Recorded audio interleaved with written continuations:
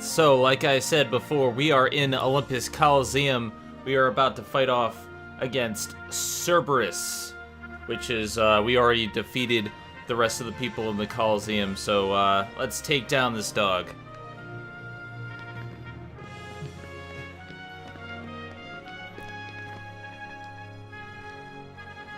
I'm not afraid.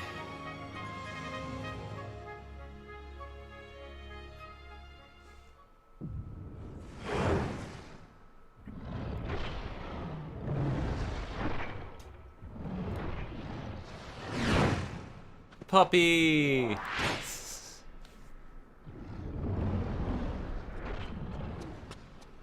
Kid, I got 2 words of advice for you. Attack! Alright, before we face off, I'm just gonna do one thing with the view. Hey Ari, how's it going? And hello Ryu Planeswalker, how are you doing today?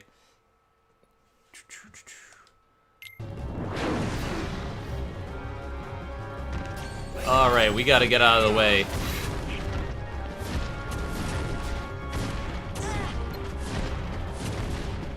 Dodge roll.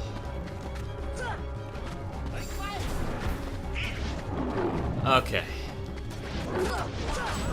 The thing with Cerberus is you want to attack very sparingly. 2 attacks, dodge roll, 2 attacks. Because he can hit you hard. Especially on Proud.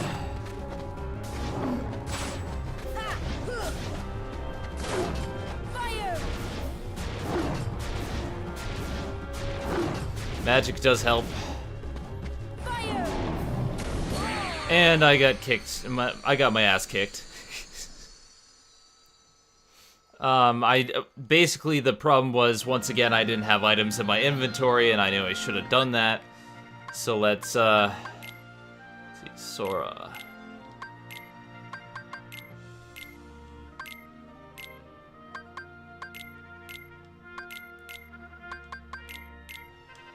If this doesn't work, then I'll go to Tarzan, because leveling up could help, because Cerberus isn't an easy fight, but we'll see.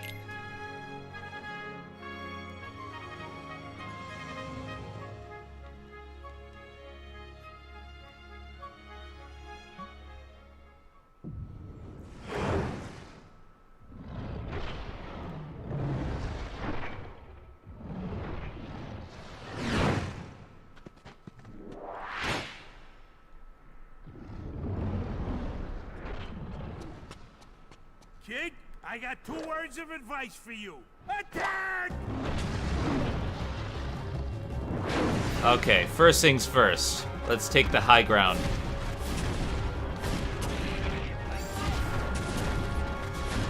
And I know I can beat him. He's not too tough an opponent, it's just I gotta not get cocky.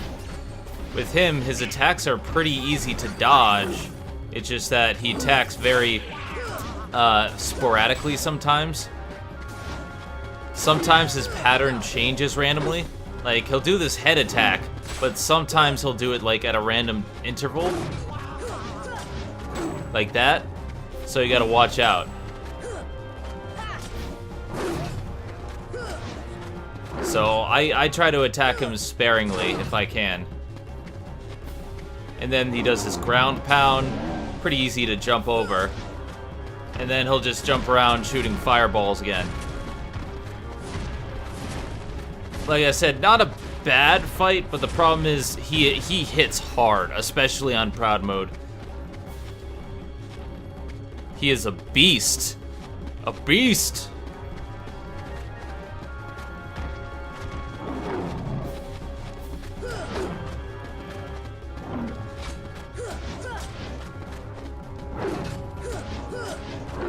And I hate having to, like, dodge and wait to attack all that much, because there are other ways to do things, but right now we're not strong enough to get on his back yet. There we go.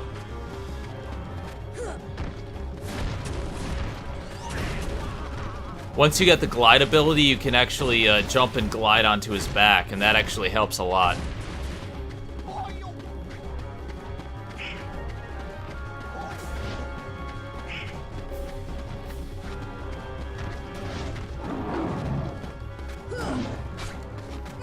If you attack at the same time as he does, you get tech points. But the problem with him is he's very hard to dodge his, like time his attacks.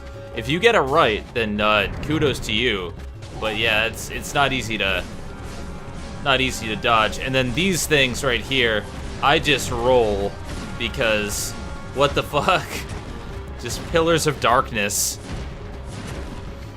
Hi, I'm Cerberus. I'm the dog of darkness, and I'm just gonna spew darkness into the ground so you can't attack me. Screw you, dog.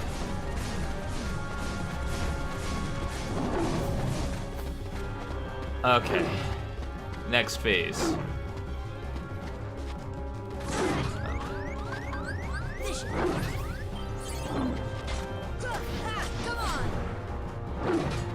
Okay, got him down to green.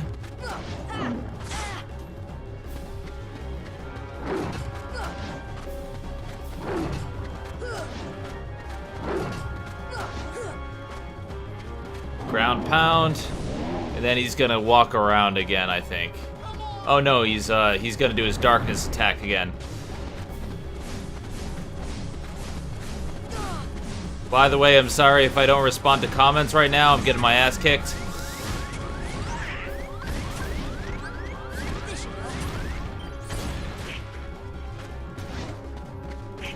Alright, come on. Oh crap, not again.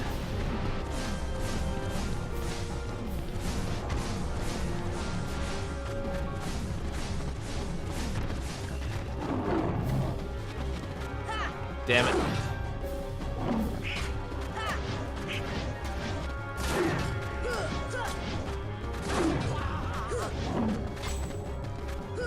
It's a shame that you don't get any keychains up until, like, Tarzan, because a new Keyblade would help a lot right now.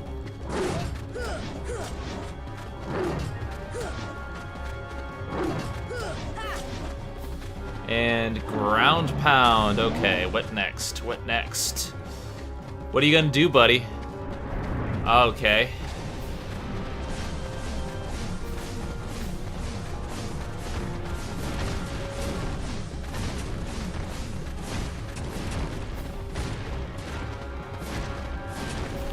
Now he's doing fireballs. And more darkness beams. Darkness beam attack!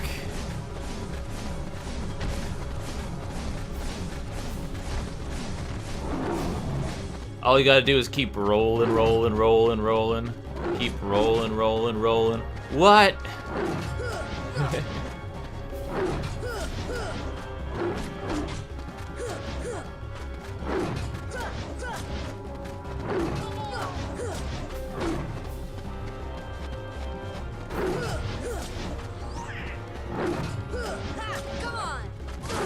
Okay, I'm gonna get out of the way now.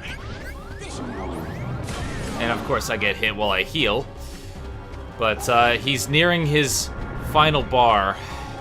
Final bit of health.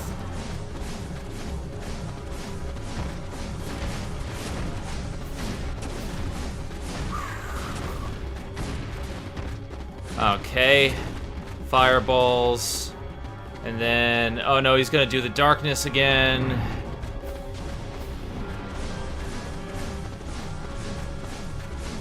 Come on, we can do this. Yeah. And wait for it and... Ow!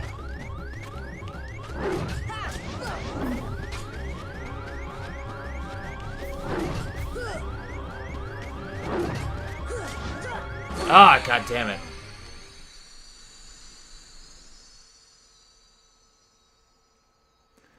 Yeah, Deep Jungle does have the Cure spell, which would help extremely well in this fight.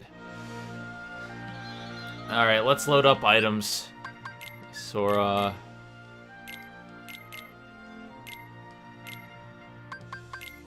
Okay, we're gonna have Potion.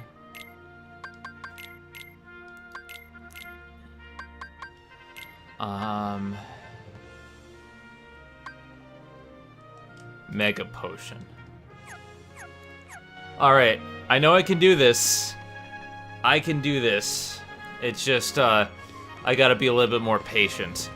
Unfortunately, my fighting style is just running in there, guns blazing, and this is not my fighting style at all. Like, the first few bosses in this game are pretty much a wait and attack approach.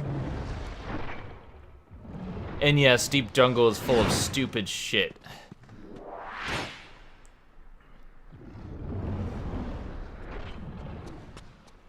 Kid, I got 2 words of advice for you. Attack! You get like memorize these cutscenes after a while.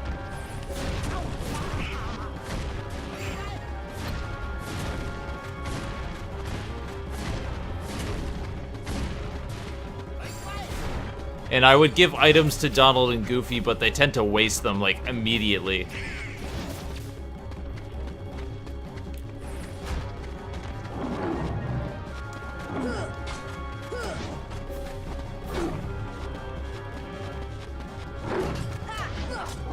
Another thing about Deep Jungle that's annoying, the enemies in Deep Jungle suck. I hate the Power Wild so much. And because as this final mix, there are new enemies in Deep Jungle that are like exclusive to this version of the game, and they are even harder. The Sniper Wilds, ugh, I hate the Sniper Wilds.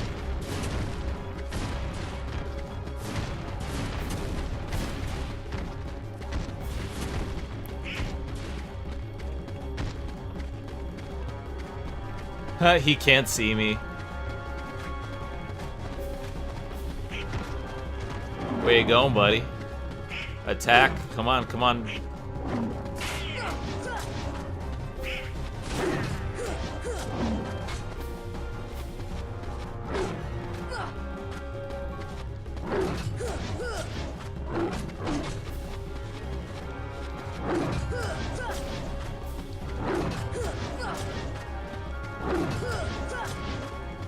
Okay, and ground pound. Alright, good.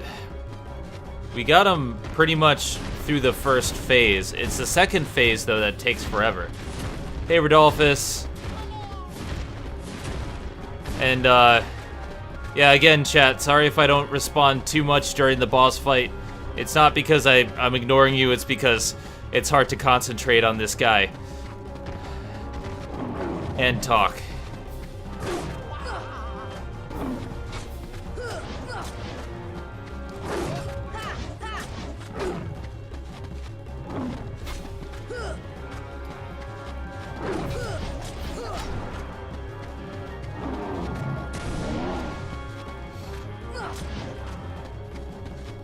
Oh god, second phase. At least I managed to keep all 3 items up until the beginning of this phase.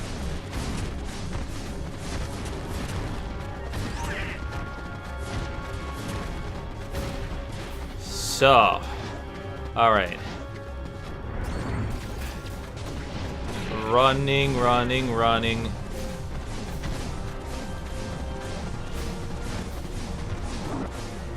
Okay.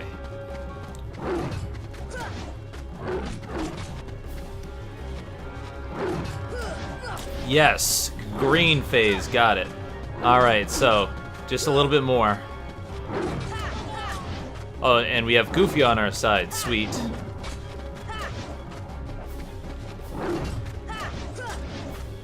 The thing I find about the AI of Goofy and Donald in this game, sometimes they can be so bad. Like, they run into danger and they die immediately. They use up all their MP.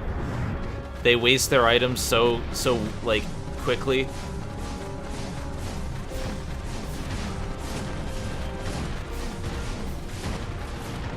So, you really have to hold your own in battle. But so far, I haven't gotten hit.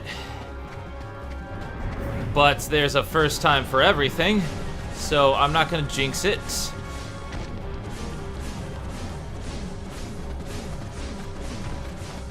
There we go. Alright, attack. There we go. and wait for attack.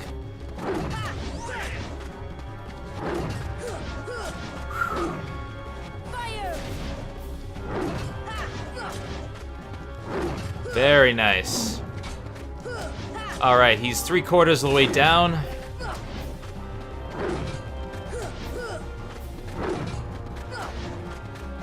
Ground pound.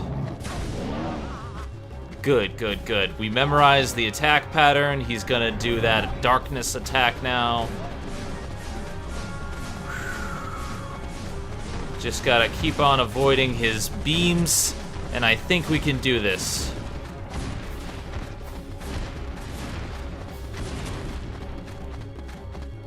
No, he's doing it again. Crap. I'm going for 2.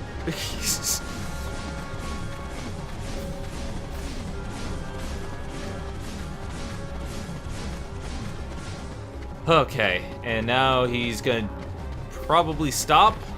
Yes. All right. Attack. Attack. Attack. So close. Fire! Fire!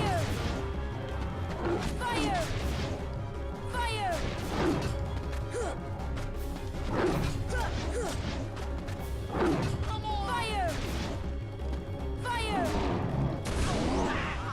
Fire! Yeah! Beat him with a fire spell.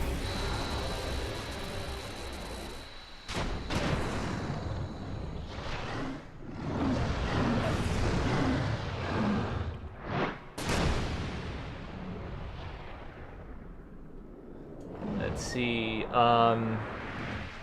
I do still have Kingdom Hearts 2 shirts. Let's see. The items are the items are kind of bad because it takes forever to actually use them. And confer upon the full rights and privileges to participate in the games. Further, Hey, what do you mean, junior heroes? you rookies still don't understand what it takes to be a true hero. So, what does it take? Well, that's just something you'll have to find out for yourselves. Just the way that I did. Wait a second, you're not Hercules. No problem. That's not the voice of Hercules. In the games. There ain't gonna be any games for a while. Gotta clean up the mess from that last battle first. Okay, we'll be back. I still can't believe that Squirt actually beat Cerberus. Just between us, I'd already worn Cerberus down by the time the little guy jumped in. My lips are sealed. And he's not lying. He actually did wear Cerberus down. You face Cerberus later on in the game, and he is a much bigger challenge. But that's for the actual like Coliseum tournaments, which are fantastic. I really love the way they handle the tournaments in this game, especially because like you can face off against so many different types of enemies, gain experience that way. So I usually do the tournaments like all the time.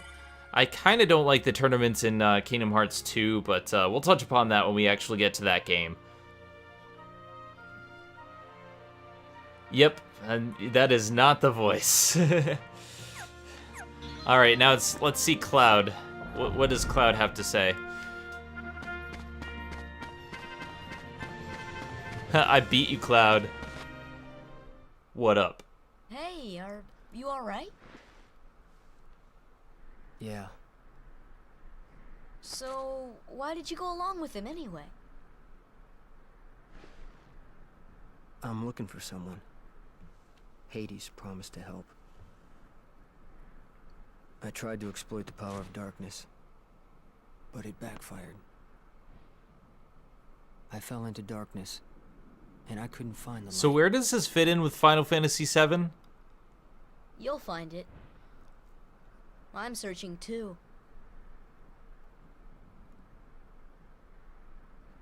For your light?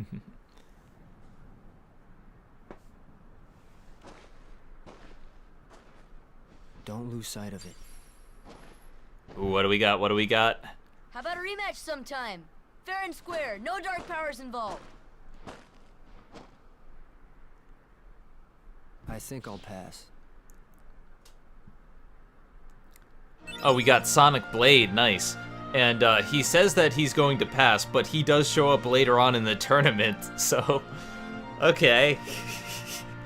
But yeah, they really made Cloud a little bit more emo. They kind of made him and Squall like a little bit together. Yeah, Ari, he's very emo in this game. I don't know how it fits in with Final Fantasy VII, because I beat 7, and I don't see any point where he embraced darkness. He became a little bit amnesiac at times, but not this. Alright, let's change our equipment. Let's see. That increases our defense. So I'm going to give this to someone else, actually. So, Inferno Band, Protect Chain, abilities. Okay. Sora does not have enough AP for Sonic Blade yet, so I'll wait on that because it's a good move, it's just not something I use very often. MP Haste, boost MP recovery. You know what? I think MP Haste is better. Charge or Treasure Magnet? Treasure Magnet's useful. Yeah, why not? If everyone has Treasure Magnet on, that's actually more useful for me.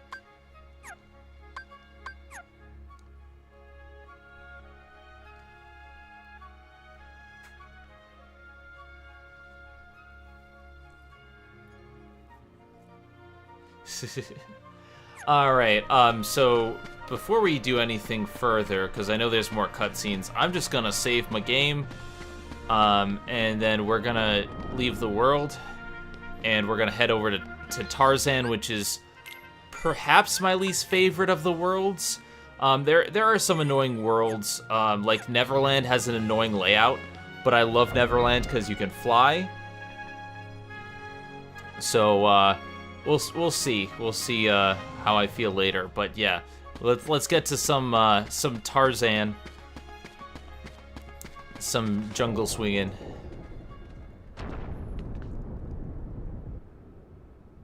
He's strong. He's kind. He's always there for you, and he's handsome to boot.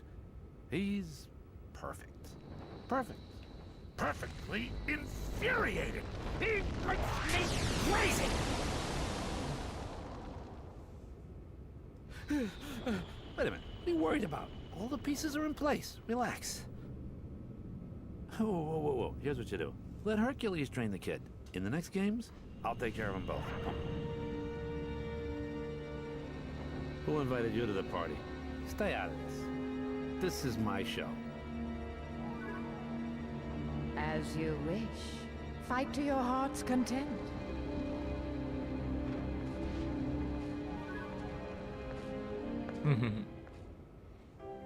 I love that they actually got James Woods as Hades in this game, because James Woods is the best Hades. I love James Woods in Hercules so much. Alright, now time for more gummy ship bollocks.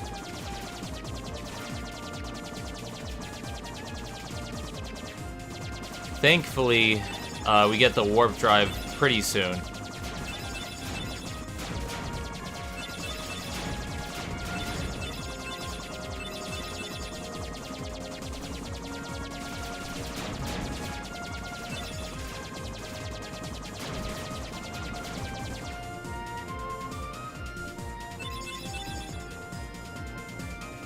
Yeah, James Woods is pretty good about voicing characters that he likes. I mean, he came to Family Guy like 5 times. If he likes the show and if he likes the role, he'll come back and do it.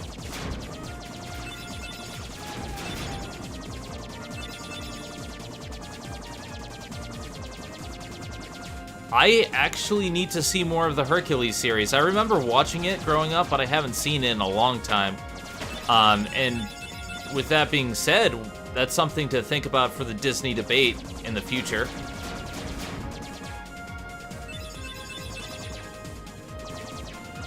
I know right now we're doing DuckTales, and DuckTales is doing pretty well, but Hercules for a TV show, that could go well.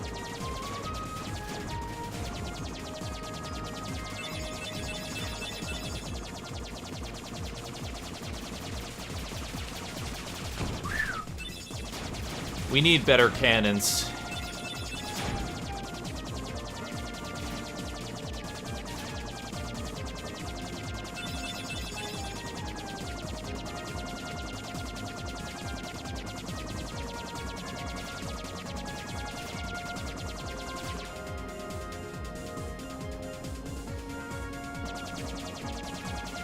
I like how a lot of these obstacles are stuff that you wish you could, like, speed up through, but you can't speed up, you can only slow down.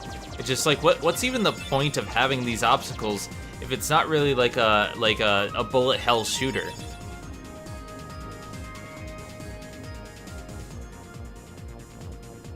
Alright, and here is perhaps my least favorite world, especially because they have this drama with Goofy and Donald that we don't need. We don't need the arguing between these three characters. It doesn't work.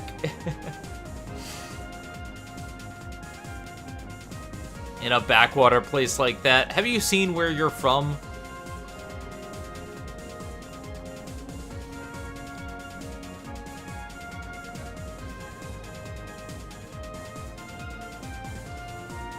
And I wish I could just speed up through these cutscenes. Well, it's not even a cutscene, it's just dialogue trees, but a lot of this is just unnecessary. And of course, Sora takes over the controls, and he pulls a launch pad, and he crashes a ship. Whoa! Good job, Sora. Good job. You did it. You did it. Oh, my head. Donald?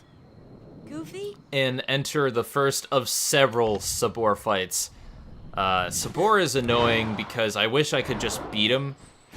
Granted, this fight is a little bit optional to win. You don't need to win. But even still, like, he's just a pain.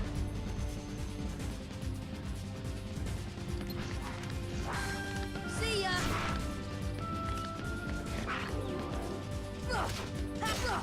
There we go. Take that, kitty. Wow, you attack just like my cat. My crazy cat. There we go. You don't have to win that fight, but it gives you some really good experience, so, yeah.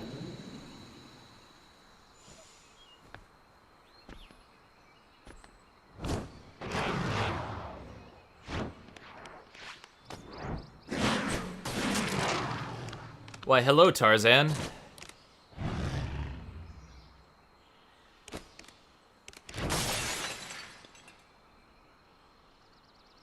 Sabor.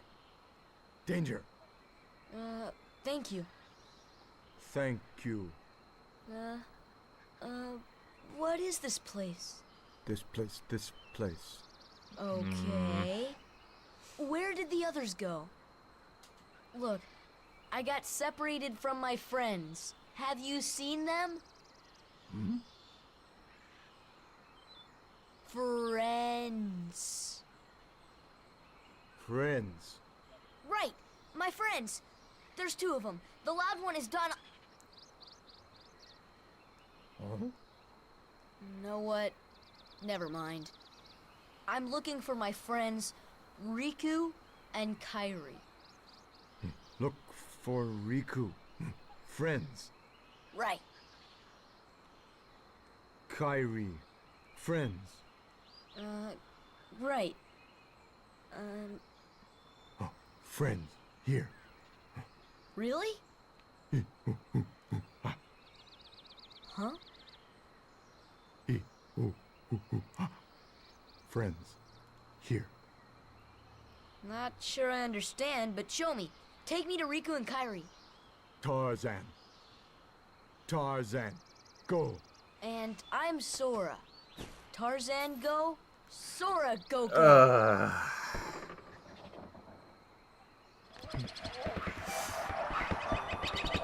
Okay, two things. One, this is that was very facepalm worthy, and there are some moments like that in this game, but that's especially. But I'm not sure if it's very insensitive the way they portray Tarzan in this game, because they made him very dumb, and he doesn't sound anything like the actual movie version of Tarzan, possibly leading to this being my least favorite world because of that. We can find the kid without him, huh? Oh.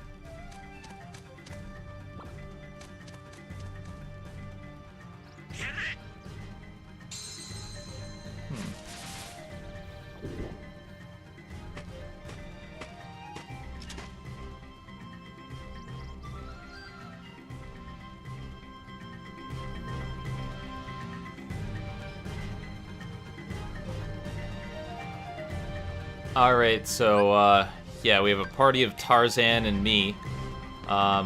First things first, I think there's a few things that we can get around here. Just gonna take a quick look around. But yeah, like, the biggest problem I have with this area is not the layout. I like the layout, I like the design, I like the look and feel of Deep Jungle, but, I think it's the presentation that gets me in this world. It's very much, it seems like they were going for the movie vibe, but a lot of it doesn't come close to how good the movie was, and maybe I'm a little bit biased, but I love the movie. And, I mean, granted, not a lot of people do, but I love what the movie did. I love Phil Collins, I love the songs, I love the atmosphere, I love how epic of a scale it was, and, unfortunately, you don't get a lot of that here. You get some of it, just not a lot. Okay, there we go. Chest. Mega potion. Okay.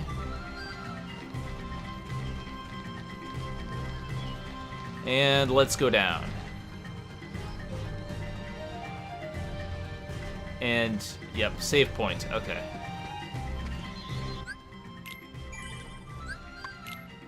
Just gonna save here. We have a good half an hour or so before I might have to leave. I'll check the clock when I get closer to that, but so far things are going good. Yeah. Let's see. Time frame. It is now... okay. 9 o'clock. We got time. And tree surfing. It's not the best tree surfing I've ever seen. It's decent. It's not mind-blowing, and the problem is the courses don't branch. I can see that they were really trying to replicate the movie with these sections here. The problem is that, like, they don't always work the way they are intended, unfortunately.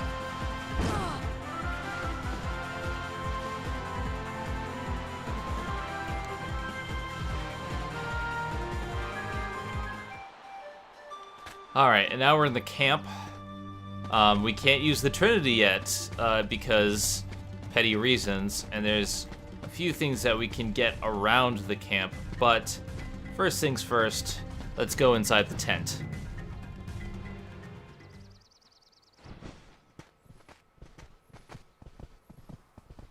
Jane. Tarzan.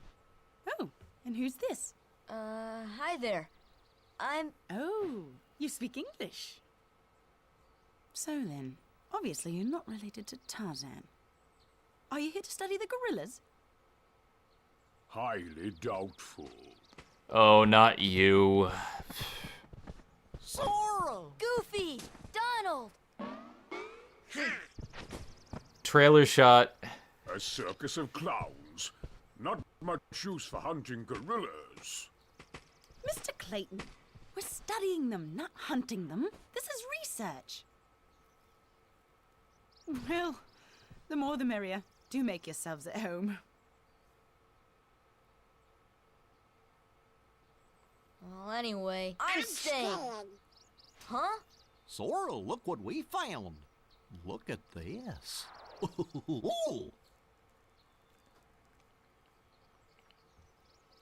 Let me just say that Clayton is the worst boss, the worst villain in this entire franchise. I hate him so much, and he doesn't even put up a fight. He needs the Heartless to help him out, and in general, I didn't like him too much in the movie. He's pretty generic compared to everything else in the film, but yeah.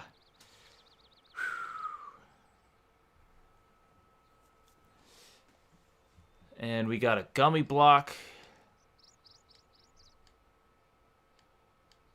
Okay.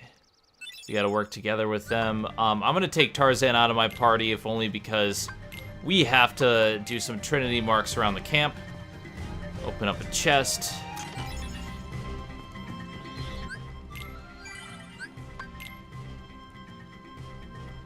Now, our task right now is to get some of the slides for Jane. We're basically trying to help him. He said he knows where our friends are, so we're gonna try to jog his memory, help figure out where that friends are. It's a wild goose chase, but it's worth it because you get to do some more stuff. Yeah, unfortunately, Tarzan has a bad movie villain. I still love the rest of it, but yeah, I will agree with you there. Okay. So we have some slides that we can get around the camp, but there's a bunch of other stuff.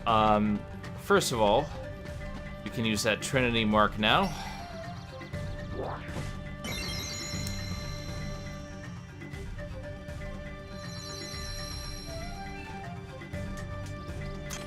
Oh, and we get Dalmatians number 34, 35, and 36. So, that's 12 out of 99 found. Okay.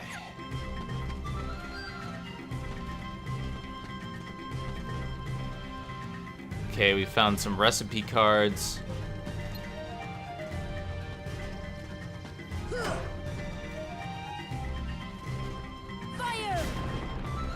Yeah, if you light the stove, you can start a recipe.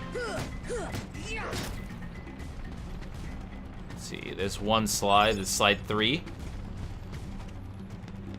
Slide 6. 1.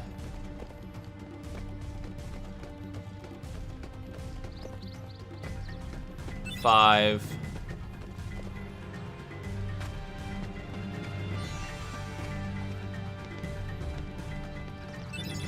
4. You know, I could just kill him right now. I could just kick his ass and nobody would notice. Nobody would even care. Damn it. You win this round. Like, I get that he's a hunter, but... Light the stove, okay. I got that one. Ingredients potion, okay.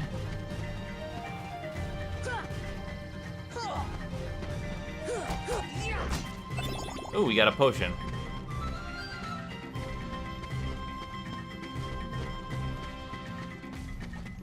Slide 2. So we have 1, 2, 3, 4, 5, 6. I think we have all of them.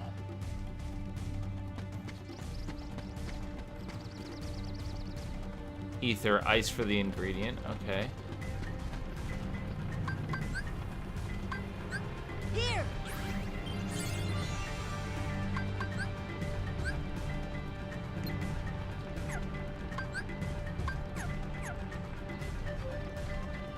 Oh yeah, we need recipe card 2.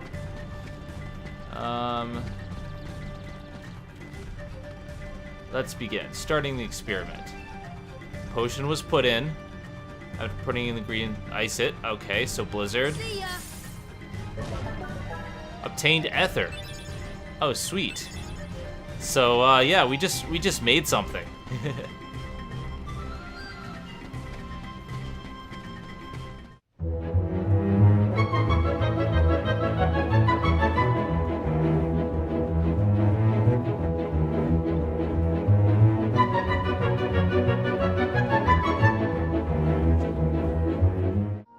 Hello everybody, I'm Zenith Warrior, and welcome back to Zen Streams, where I stream various different games of my shelf, games that I want to complete, games that I'm in the middle of, games that I just want to play. This is stuff that I just want to present to you, and I don't want to just, you know, play it on my own. This is to present to you guys. But once again, I have a guest on the stream. Say hello, Kat. Hello. I'm back. We're going to play through some more Kingdom Hearts. Last time the stream got cut off because the connection was derping. I think it might have something to do with Twitch, because currently I have no problems with the stream. I don't have any dropped frames or anything. It could have been the time that I streamed at or whatever, but in any case, I have everything up and running. I'm just going to full screen this. Let's see, full screen interface. Good. So I have the chat up and running, as you can see down below. Also, for you guys watching, we're going to be streaming for quite a while with Kingdom Hearts.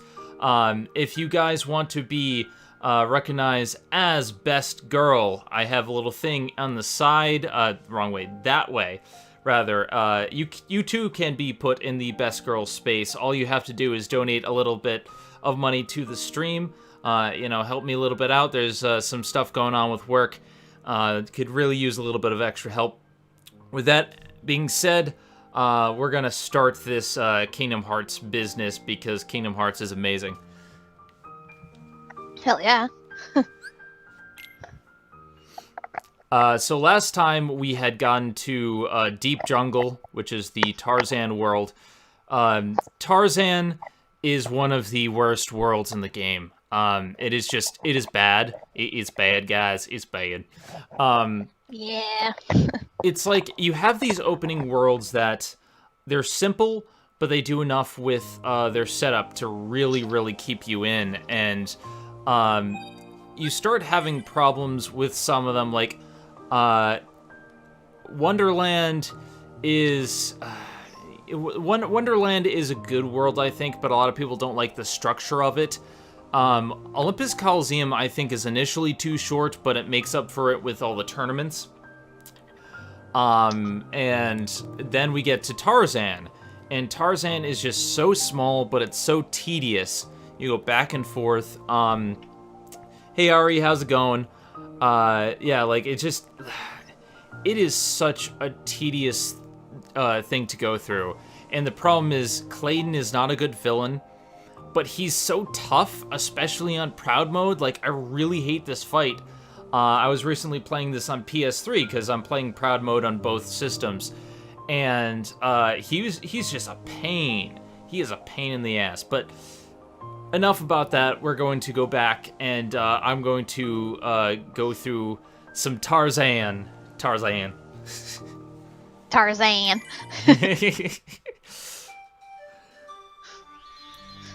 Yeah, I agree with you. I mean, I don't know, I kind of like Tarzan a little more than Wonderland in terms of the setup, because it feels more open and, like, more, like, better animated, but yeah, the fact that, like, all you have to do is fall and you go right back to the beginning of the stage, that is so annoying. The platform is the annoying thing in this whole stage. Is if you fall down and you have to go back through it, and some of the platforming, you have to be so tight. You can't even, like, just jump. You have to jump and attack at the same time, and it's just, Any case, I have a Trinity mark here, and we're gonna get that. Yay, get stuff. Yeah, we're gonna get some stuff. And we got Dalmatians freed. Again, this was in the stream last time, but the stream derped. Last time we did the stream, and so I'm gonna have to do a few things again, which is kind of good because I forgot where some of the research notes were. But before we do that, yep, we're at the right level of Trinities. Okay, so first things first. There's a bunch of different recipes that you can make. So this is a recipe for, I believe, a high potion. So you go there, and then there's another one that you can examine on the flagpole. Alright, so you go to the pot. and you put the potion in the pot, and then you just gotta light the stove. So I'm just gonna fire it, and you get a high potion. Like, it's a free high potion, which is pretty nice. Yay, we just cooked meth. I mean high potion. And then now if you look in the pink shirt, you get a recipe for an ether, or ether, depending on how you pronounce it. I've heard it pronounced either way. You go to the globe, and that gives you the second card, and then the gramophone gives you the third card. And with all 3 cards combined, I am Captain Science. Captain Science.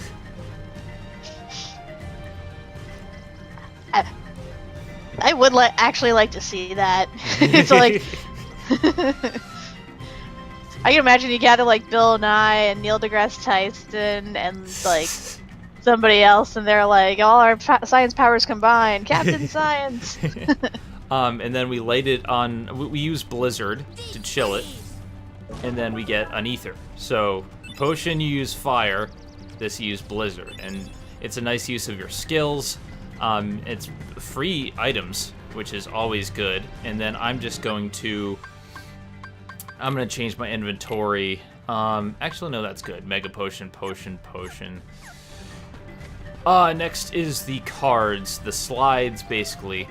There are 6 different slides that you need to show Tarzan, just to see if they're where your friends are. They're pretty easy to find. For the most part, they're just scattered around the top of the tents. And they actually kind of form a line around the tents if you're following them. And then the last one's on top of these crates. And that's all the slides. So that's pretty much everything in the camp. There's not too much in this area. It's very small, very compact. Not the best area in general. Hi, Clayton. I'm gonna kick your ass later. I'm gonna kick your ass. Shame you can't shoot him right now. Yeah, and that's the thing. He's such a transparent villain. He says, I'm a hunter, not a researcher. And I'm like, why were you sent on a research expedition in the first place if you're not Honestly, you could blame Jane and her father on that, because it's like, you guys are researchers, and I get you need the protection, but clearly this guy has like an alternate agenda and is very trigger happy. Are you sure you're really safe with this guy? Yeah, I don't get it. Also, I don't know why her father's not there, but I guess maybe they can only get the rights to certain characters. Because if you look at the opening credits of the game, it shows characters from Edgar Wright Burroughs' Tarzan. It doesn't list Disney's Tarzan, so I'm wondering if they can only use characters from the book. I don't know. I never read the book, so I don't know. But, I mean, her father's kind of useless in the whole scheme of things. Just a little bit. At least yeah. Alright, so, apparently he was speaking gorilla back there, and one thing that I will state is that Tarzan in this game is not the best acted. When he acts, like, he seems very awkward, just in general. Okay, let's get through this. Basically, we're going to show him these slides to see if any of them match the word, which it's not going to lead anywhere, but this slide here is actually going to lead to something later on in the game. There's a bunch of foreshadowing for something, and he says that it feels familiar even though he has never been off his island, and that's mainly because of stuff with Kyrie. And if you pay attention, like when we landed here in Deep Jungle, Kyrie appeared. He had a vision of Kyrie walking around. And that's going to continue on throughout the game, so let us continue. Foreshadowing. Foreshadowing. Alright, we have a lot of just random images. Like, we're supposed to find images of where our friends are, and then they show an image of a gorilla. That's not gonna help. I don't see how any of these are supposed to help, to be quite honest. It's like, see, remember these? They were in the movie. We're gonna make them relevant somehow. Riku and Kyrie. But there's no Phil Collins. Thank God. Hey, Hey, I thought... Don't you badmouth Phil Collins. Phil Collins is awesome. If you say so. Jungle for fight some you. time now. But we have yet to encounter these friends of yours. I'd wager they're with the gorillas, but Tarzan refuses to take us to them. Really, Mr. Clayton? Tarzan wouldn't hide. Then take us there. Take us to the gorillas. Gorillas.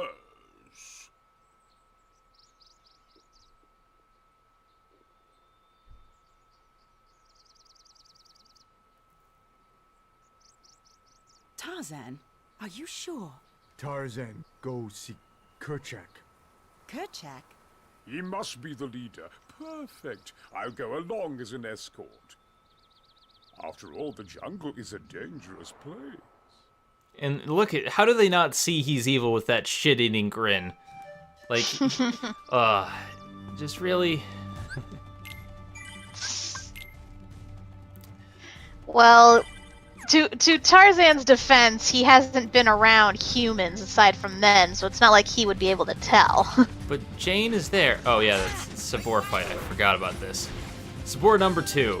Not very hard, but I don't have healing spells, so the magic that we need to use is fire or items.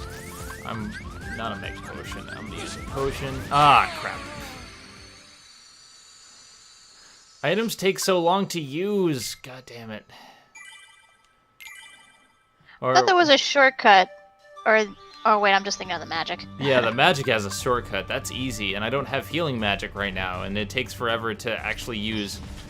And it's a good thing I saved right before it.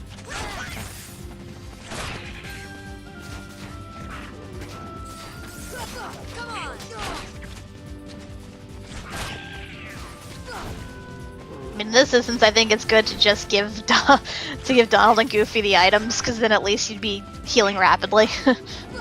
There we go. And I leveled up. Good, good, good. Huzzah. Alright, so abilities. Tech boost, that gives you more experience for tech points. Always a good thing, helps you level up faster. Can't do anything with them yet. But I might as well go back inside the tent and heal, just in case I get attacked again. And you watch you get attacked as you go back out the tent again. A never-ending cycle. Well, Sabor fights you like 4 different times. 4 different times. There's when you first land, there's when you exit the tent, and then 2 other times. And it's just like, at one point, I'm just like, really? Why do we... This guy's more annoying than Seymour Guado in Final Fantasy X.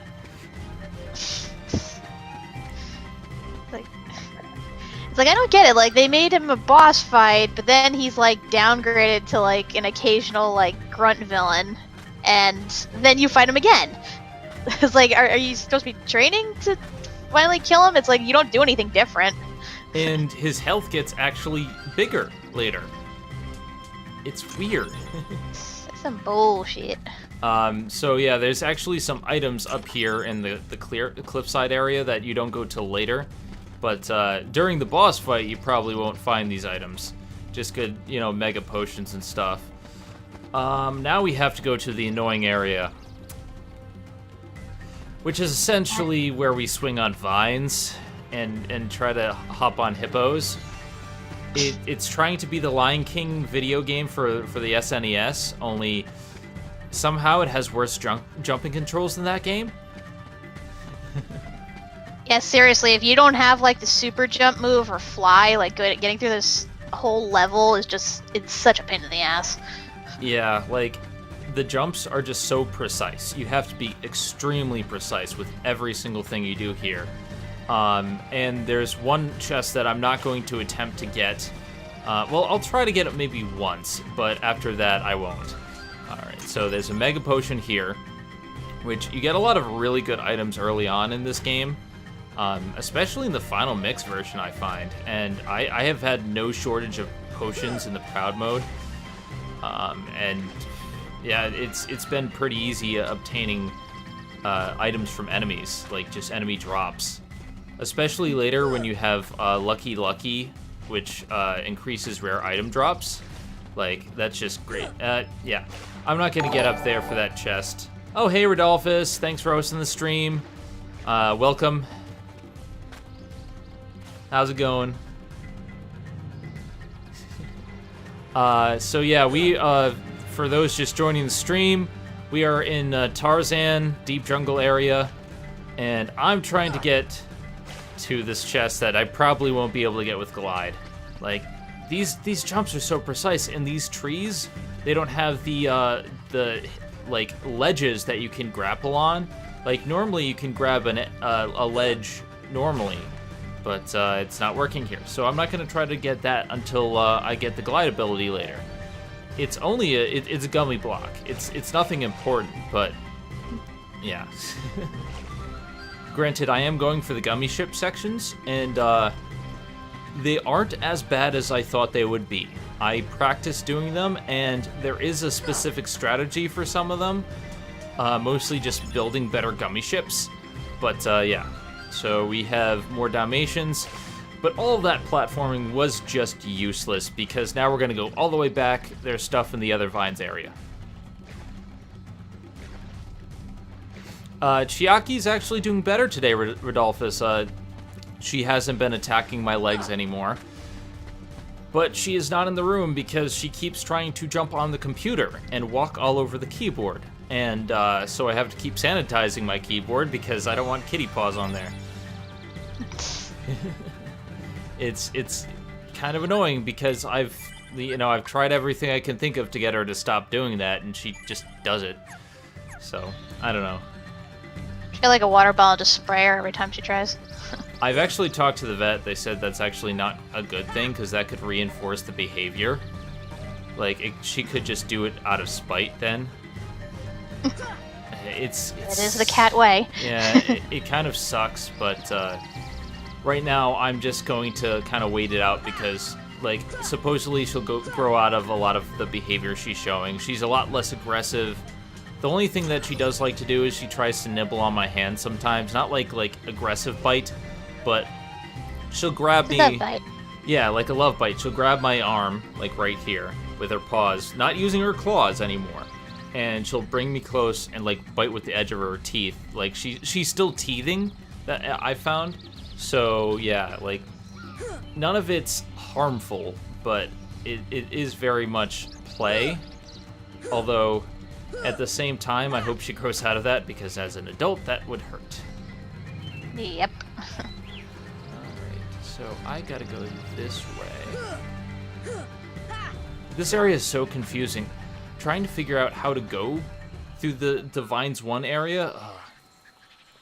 Confusing. Mm-hmm.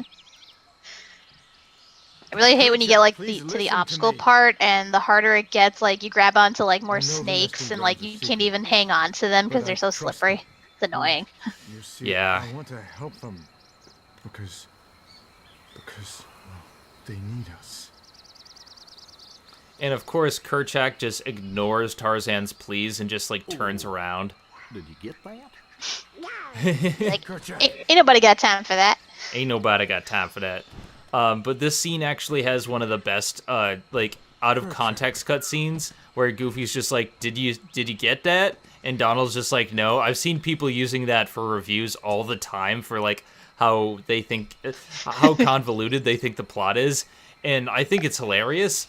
I will explain some things with the plot, but yeah, it is kind of hilarious when they're going through this whole plot summary, and then they put that cutscene where, did you get that?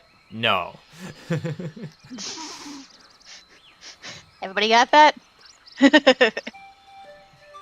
Oh, nice. I do like that they make it so that nobody else can really understand them. Like, I get they probably do that just so they can save on voice actors, but it's nice to show that, yeah, just because we could hear them talk in the movie doesn't mean that the characters outside the world can understand them. Yeah, I like that. Another thing that I really do like is that they got, for the most part, voice actors from the movies. They did not get Tarzan, but like the rest of them, I believe are pretty much on point. And like, well, Kerchak and, Turk don't really talk. That's probably for the best, because not many people liked, was it Rosie O'Donnell? Rosie O'Donnell, Ape, or whatever it was. Yeah, not a lot of people liked her in that role. But the rest of the world is represented fine. But yeah, Rodolphus, Tokyo Drift. I'm going to work on Fast 4 very soon. I've kind of been putting it off because Fast 4 is my least favorite out of the entire series.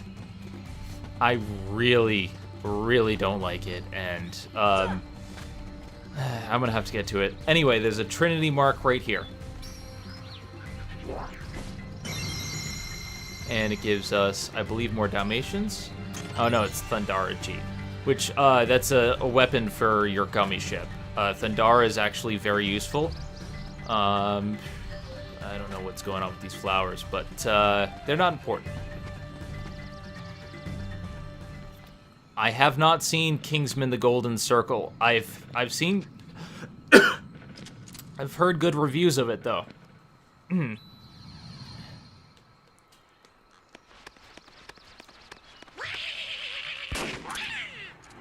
Really, Clayton? Really? You're just gonna try to shoot them with us around you? Like, you could have just come back later. You had to be that transparently evil. Please. Of course. This is Disney we're talking about. There's no such thing as subtlety.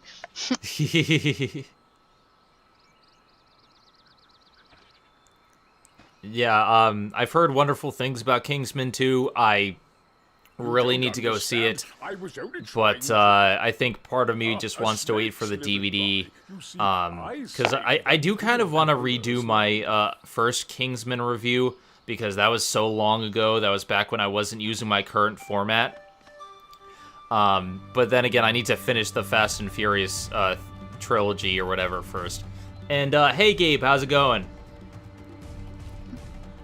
We're playing some Kingdom Hearts. We're in the worst world. It is the only thing that keeps this from the only thing that keeps Atlantica from being not as bad as this is that Atlantica actually has a good villain. Hell yeah. But Atlantica has stiff controls, and so we'll get to that when we get to that. But yeah, so 95% of this world is back and forth. We started in the treehouse, we went back down to the ground, we went vine swinging up to the treehouse because Clayton wanted to see the gorillas. And now we're going back to the tent. And we're gonna go back and forth and back and forth. By the way, did you get the chest on top of the house? Oh, on top? There's one on top of the house? Yeah. I know there's one in the net, in the cargo net that I got already, but oh, I didn't get this one. Yeah, there's one on top of the house, and there's one in the boat hanging out. The boat one you cannot get unless you have Unless you have glide. Right. Yeah, let's see. Tunnel. Climbing tree, okay. Hey, this is not the right area. Like, they have a hidden trinity in that one part. Like, you can't see it unless you're, like, actively looking for it. Yeah, some of the trinities are hard to find, and this is confusing. Ah, God, where am I? Oh, okay. I know where I am. This is the other side entrance, and that's another big problem of this area. A lot of it looks very similar, especially during the vine swinging parts, and it gets so confusing, even though I just did this on PS3 to prepare for today.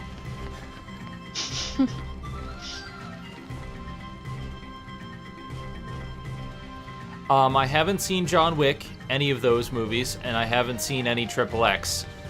XXX is, I think, one of my next in line for marathons that I want to do. Fan voted for the next one to be Alien, so Alien is going to be next, but I do want to touch upon XXX because the more I learned about the director and what he did, from that, I'm just like, okay, I want to check that out. So yeah, the one in the boat I know I can't get. The one on top of the house. Oh crap! Yeah, if you pick up that barrel up front and then drop it down in front of the stairs, you can get higher up. You're not supposed to be here, Sabor. You're supposed to be in the camp. God damn it! Don't you hate when that happens? You go to hell. You go to hell and you die.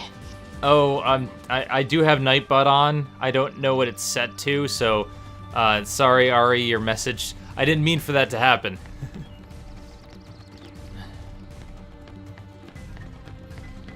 I still don't know some of the controls yet. You know what? I'll probably come back here later when I have high jump. That might be easier.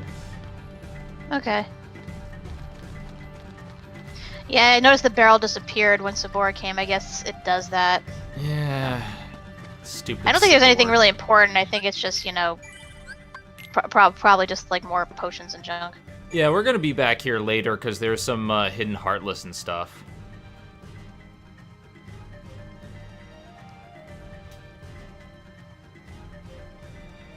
I've not seen John Wick because it was only with the second film that people started talking about it. I'd never heard about the first film anywhere.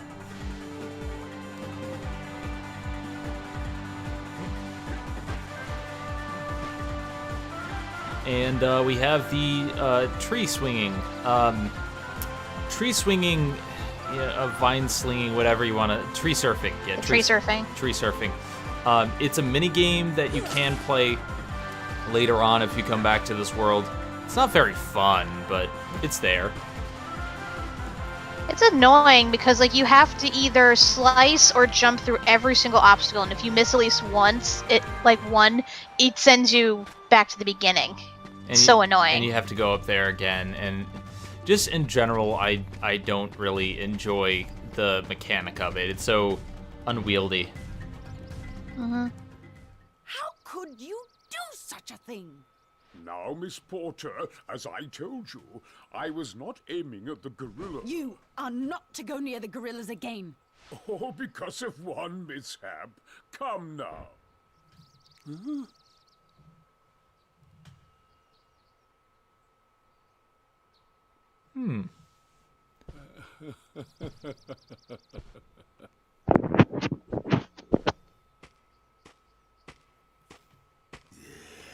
What am I doing with these imbeciles? Blasted gorillas! I'll hunt down every last Like how he one of looks them. scared by everyone. Like you have Sora and Tarzan like scowling at him, but then you have Donald and Goofy in the back looking all derp. Yeah, they're just they don't care. But I love how he has a gun and he doesn't do anything. And what is his deal? I'll hunt down every last gorilla. Why? You have to gorillas kill his family or something. In the movie, it kind of makes sense because he's a poacher. He's a hunter. It's his job for money. But here, I don't understand this. In any case, we finally have Heartless appear in the world now that basically the darkness in Clayton's heart when he says, I'm gonna hunt down every last gorilla, that drew Heartless to the world, which kind of makes sense because he's being an over-the-top Disney villain, but now we can actually fight things.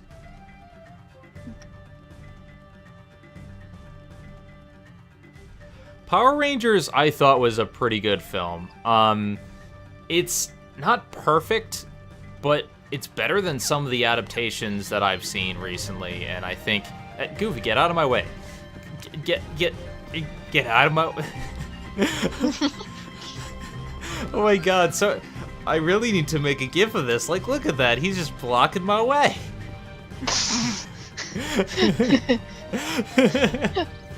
Jesus Christ, Goofy. That's a highlight right there.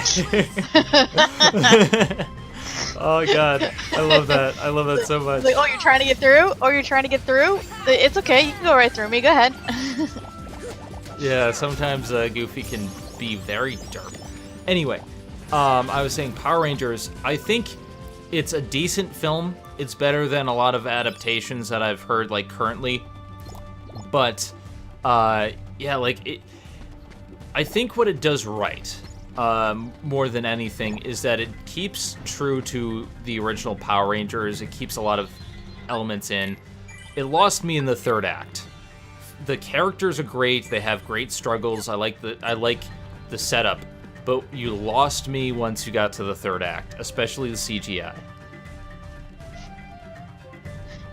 Honestly, when they threw Krispy Kreme into it, that's when it lost me, because I'm like, oh my god, this whole thing lead up to a product placement. Are you kidding me? That was the only product placement they could afford, and like, that was basically what made the film like complete.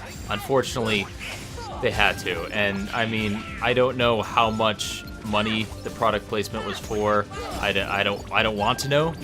All I know is that they can only finish it because of Krispy Kreme, and the only funny part of that, like, I think it worked when they had her inside the Krispy Kreme eating the donut, and they have that cutaway scene with it being destroyed. Like, that was funny, but everything else would like get to the Krispy Kreme. Like, here's my take on this in general. Like, I didn't think that the product placement in Man of Steel was that bad. I don't like Man of Steel, but I didn't think the product placement was that bad.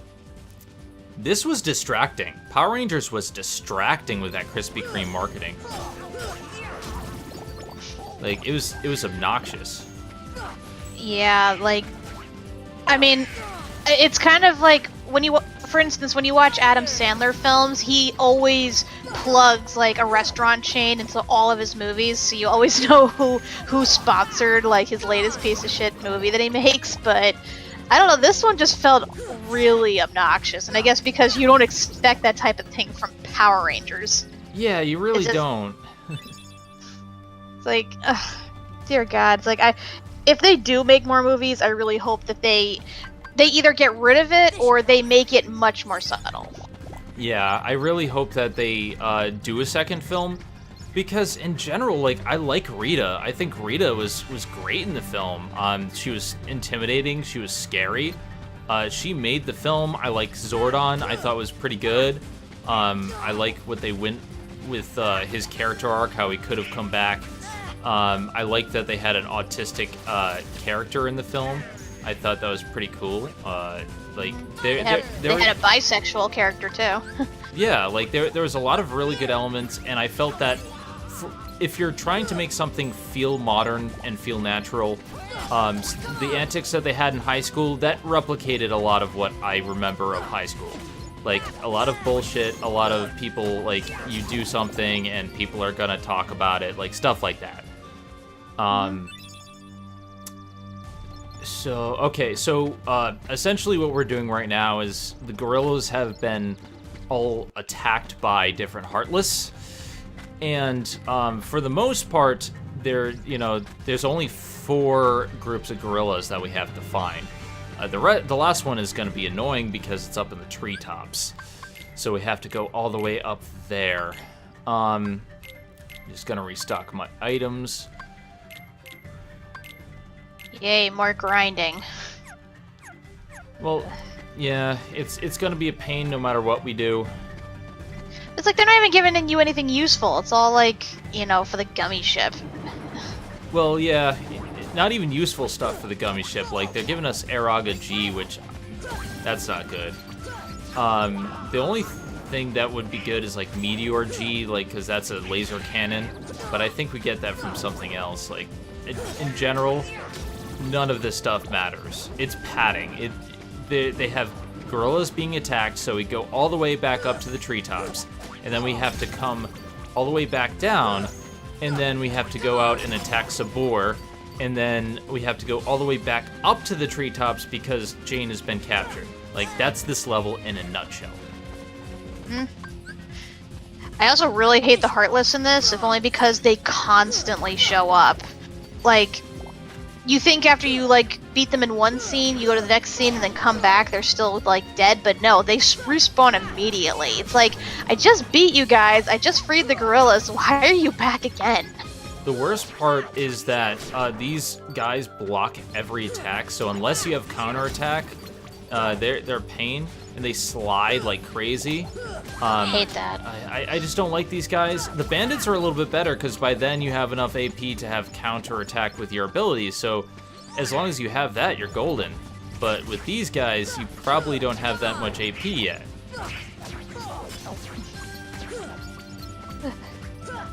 I mean, at least the good thing about this this level, you get lots of money. You do get lots of money, although you trip on banana peels and lose it. Such bullshit. Yep. God damn it. Alright, I'm not gonna... Oh, good. I don't have to fight those goons. I'm going to restock my MP.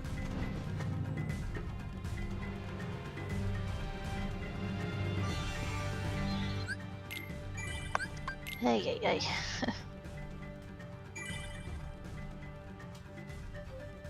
By the way, did you change their Donald and Goofy's like item usage, like to like occasional, or did you leave it as is? I don't give them items. I'm just saying, if you change like their usage of it to occasional, they're not as bad when it comes to the using the items. I know. I prefer to be in control of like the stuff that I give them. For the most part, I'm just like, you know, you guys, you're gonna die anyway, so I'm gonna worry about me. Very well. I know, I'm mean, but, you know, they need to start being useful. Be more useful. Alright, so we already went that way. And now we have to climb up to the tree tops. Thankfully, we don't have to vine swing that much because I went the long way around this last time. But we do have to climb all the way back to where the treehouse was. And then we have to come all the way back down. Where the hell did you come from?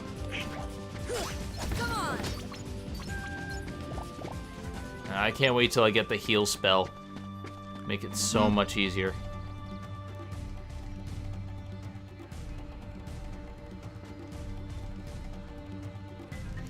I haven't played Digimon Story Cyber Sleuth. It's on my list of things to play.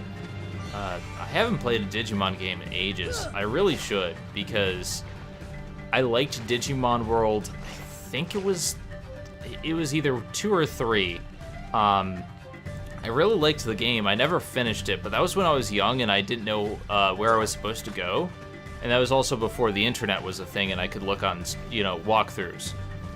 Maybe next time. Alright, so I don't have to swing, I just gotta climb.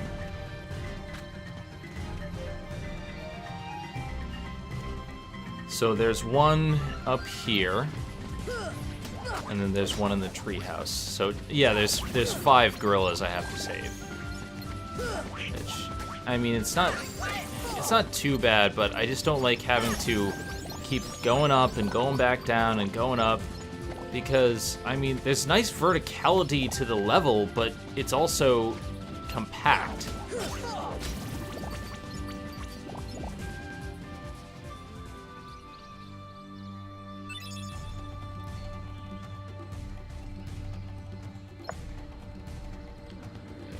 So, we got that gorilla. Now we're going to the treehouse. And this one's kind of funny because the Heartless spawn before you even get there. Because if you give it a second... There we go. So you can see them waiting for you in there. And I can just wait here. I could just wait here and Goofy's gonna try to attack. Wait, how did you get in there? Can you jump through? Oh, you can jump through the window. I didn't even know you could do that. I always go around. So that's pretty funny. God damn it, Goofy. Goofy is very eager. It's like, you couldn't just be chill. They would have eventually disappeared. You can't, you know, just, you know, chill for 5 seconds. You know, just chill. And yeah, the AI is okay for some of these enemies, but if you hide behind objects, they won't come after you, they'll just wait.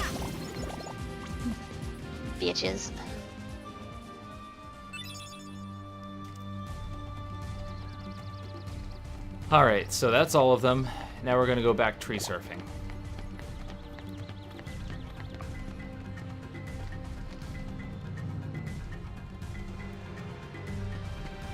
And I'm gonna save my game, just in case. Just in case something happens.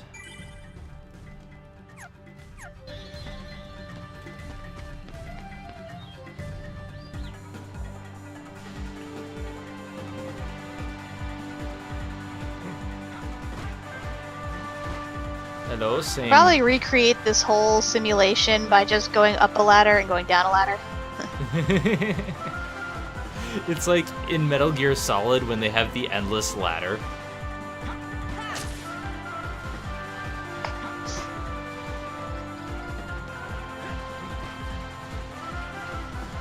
And of course, it's just the same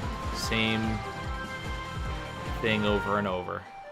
Come back down, get attacked, go into the tent.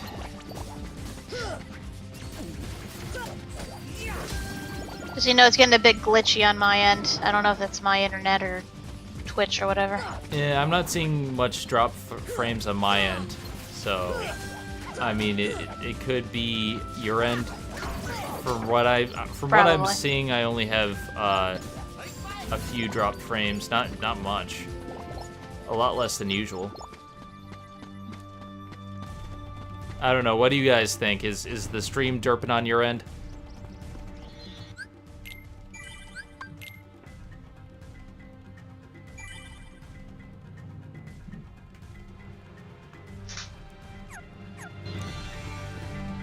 And let's see. I'm going to talk to Jane. She says she hopes Mr. Clayton is safe. So let me just say, everything that we just did was padding.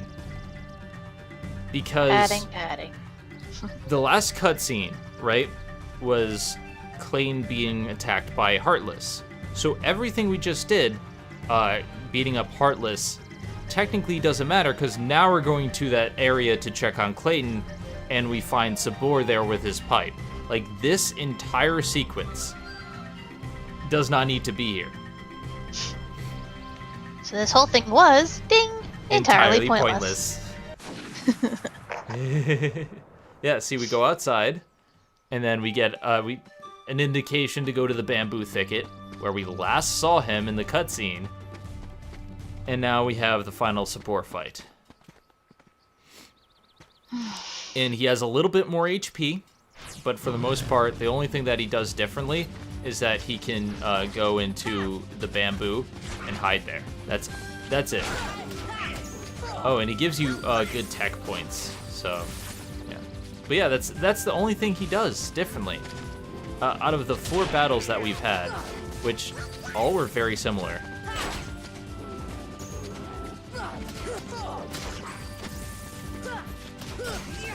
And honestly, if you corner him, he's a joke. He is a joke. And Thunder! Thunder! Thundercat! Oh! Oh! And I beat him like that. Oh my god, I love that. At least he dropped something useful.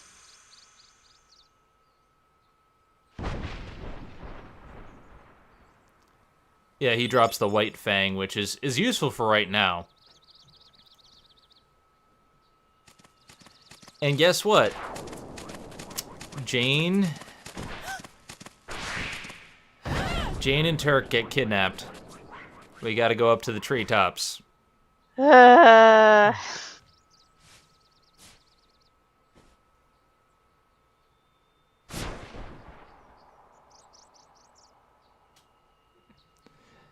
2.8 is the difference. I will say for Kingdom Hearts HD on the PS3 versus PS4, it definitely looks better on PS4.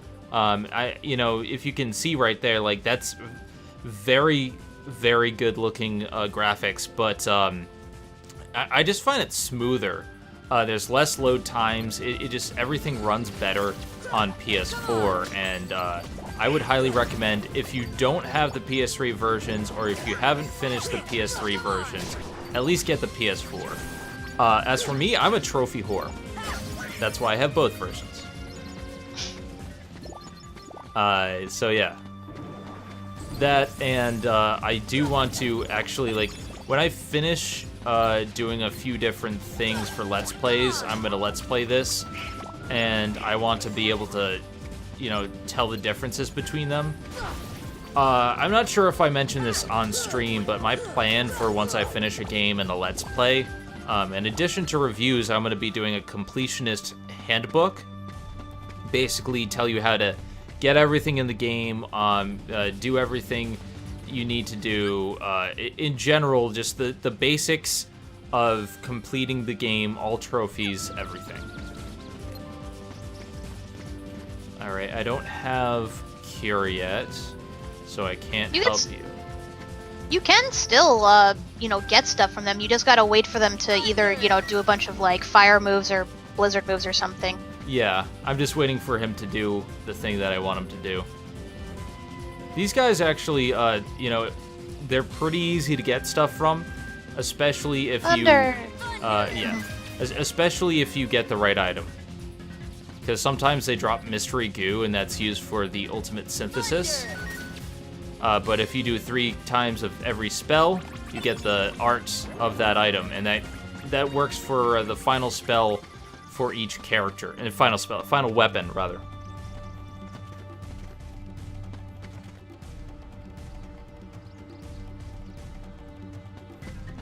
All right, so I want to do fire or blizzard on this. Not cure. I don't have cure yet. Stop dropping to the ground.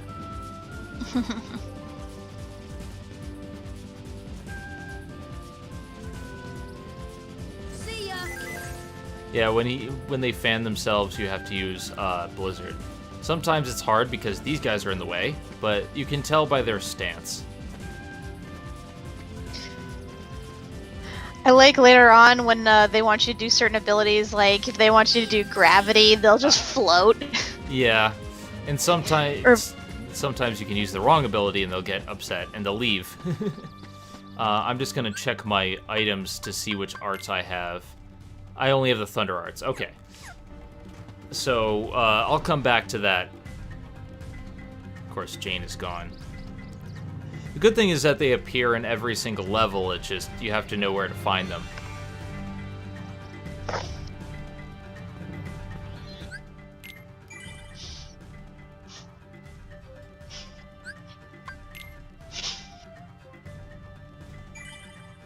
I also like that they give you tech points if you use the right spell. Mm-hmm. Alright, now we have to go back up to the treetops. I'll come back for the arts later.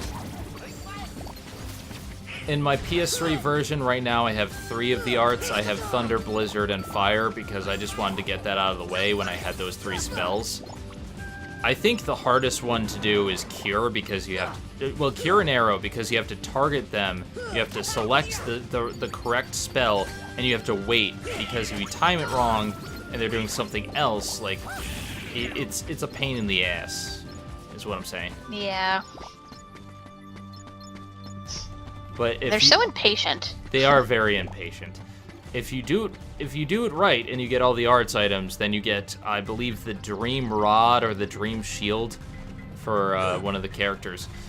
You can get some very good weapons from Merlin by doing this, so.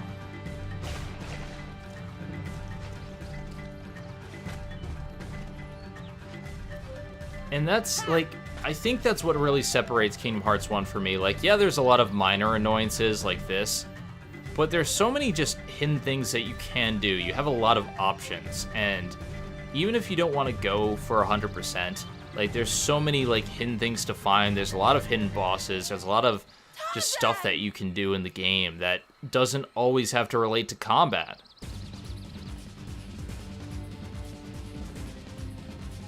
So here, I'm going to take a little bit of time because there's an endless wave of Heartless.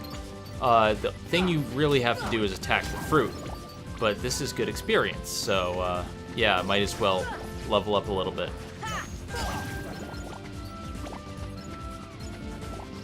Well, I thought you only can level up to a degree. I don't think so.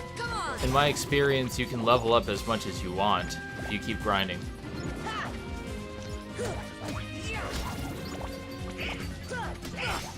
Because I've been pretty overleveled in certain areas before.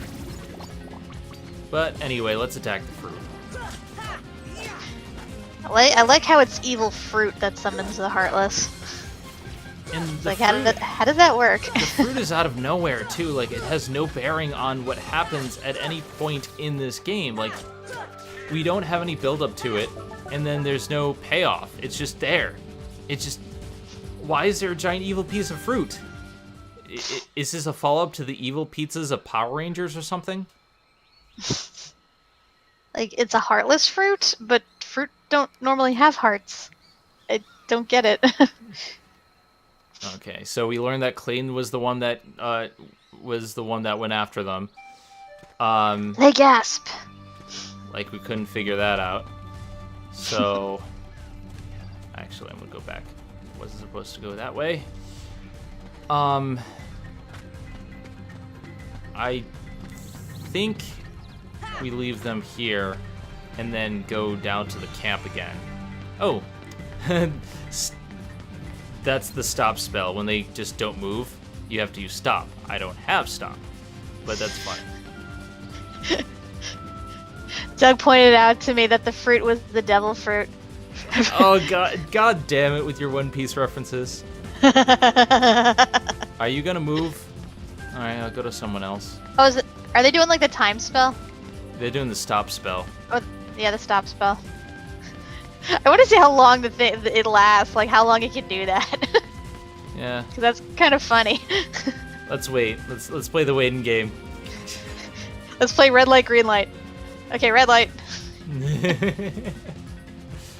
Yeah, I'm gonna go see if I can find the other Heartless because he's gonna wait. Also up here is where you can find another one of the hidden Heartless. I'm not sure what kind it is, but I remember fighting it. Oh, I also mentioned if you drop down from behind the treehouse, I believe it does send you directly to the camp, so you don't have to go through all that stuff. All right, let's see. I wonder if this is just a glitch. So from funny glitch. Behind the treehouse, like this way. Like when you're going like up the road, like where the Heartless is, where you go up, instead of going to the right toward the treehouse, go toward the left and just drop off. I believe it should send you directly back to the camp. Let's see. Oh no, it sends me to the cliff. Oh. That's not where I want to be.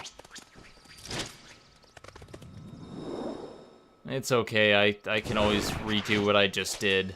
No! But, yeah. Because this part of the battle isn't that bad. It's when he gets to the stealth sneak that's the problem. Not Clayton. And even like during my regular playthrough, I like leveled up a couple. I leveled up to I think 20, and then I went in and fought this battle because I wanted to make sure that I had enough stamina. Granted, this part of the battle is easy because you only have to get him to like a quarter of health. But now he's going to get the Heartless behind him, and he's going to break through with an invisible Heartless, and it hits like a truck. And he automatically hits you with a shotgun shot before you can do anything. There's no way to avoid it. I've tried. Yep, so immediately just hits you.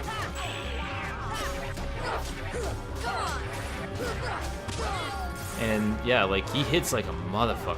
Oh, I'm gonna potion. Probably gonna lose this fight because I don't have all of my items like I should. Because I have 4 item slots, but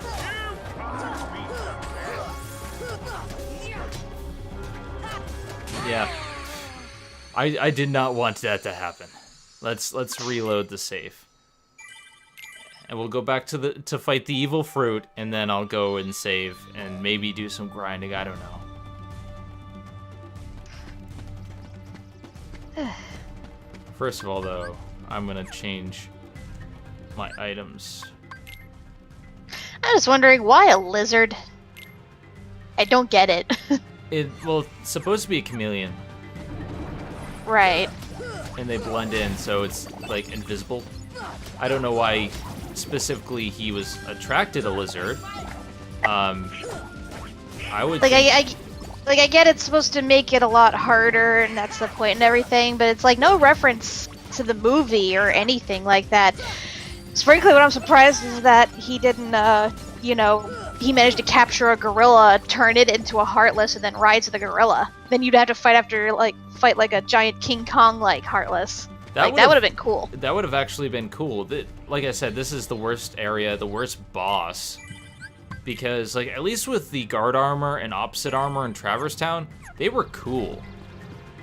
You know, it's a giant floating piece of armor, and they use them later. It's just, the stealth sneak sucks.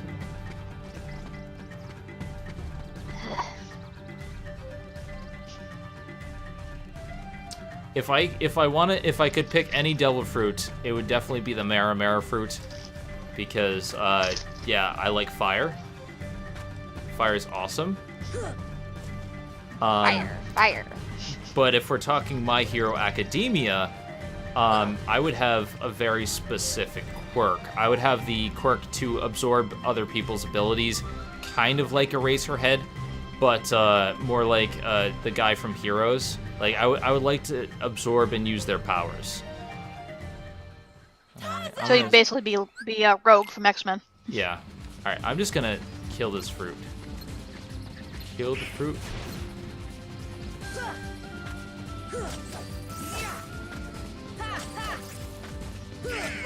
Yeah, a bit like Rogue, although I would like the ability to have sex with people, so no.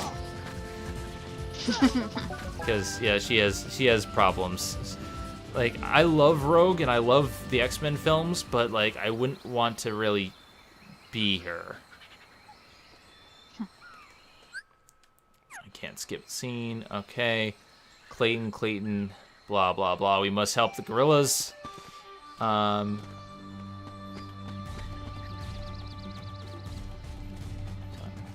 Okay.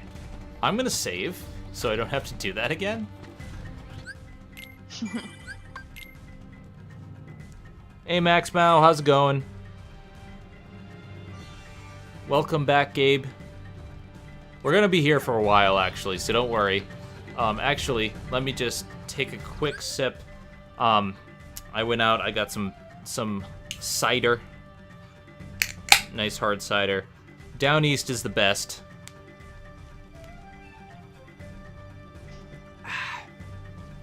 And I'm prepared to do a few different worlds.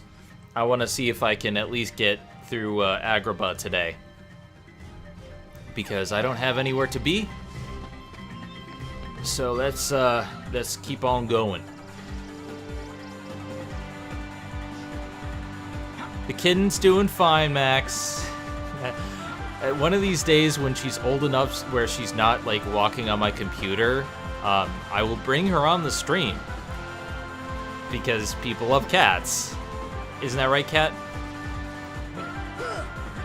Well, yeah, people love me plenty. But yeah, like right now she's only 3 months. She is in her terrible twos right now. Like, this is the point where she starts. You can tell she knows what she's not supposed to do, but she does it anyway. Oh, I didn't want to do that. I'm sorry. I just saw there was an enemy there and I attacked. Whoops. Alright, so it's either blizzard or fire.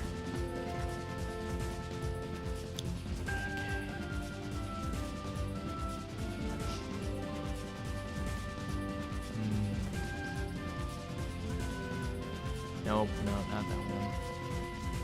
Not that one. I wish you could just pick and choose, because I don't want that arts item. Fire! Oh. God damn it. I used the wrong spell. Alright. Stop collapsing, goddammit.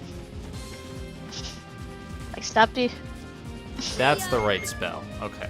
When they shiver, you use fire. When they fan, you use blizzard. Problem is, you have to be quick on the uptake, and if you're not quick on the uptake, they get annoying.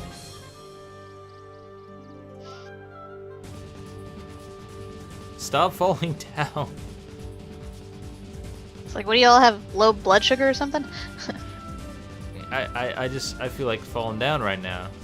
Oh, God. They're annoying. I'll do it later.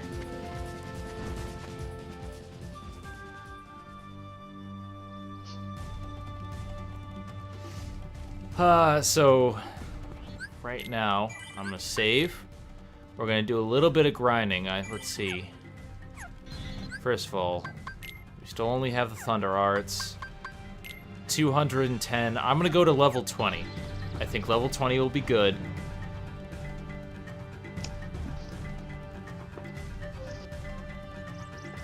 Venomiotismon. Venomiotismon all the way. Piedmon is great, but the thing is, he doesn't actually do much. Yeah. All right, let's do some things. Let's do, you know, go do some stuff.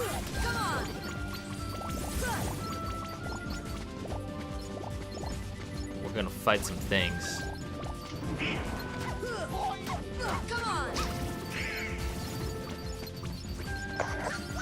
There we go. All right.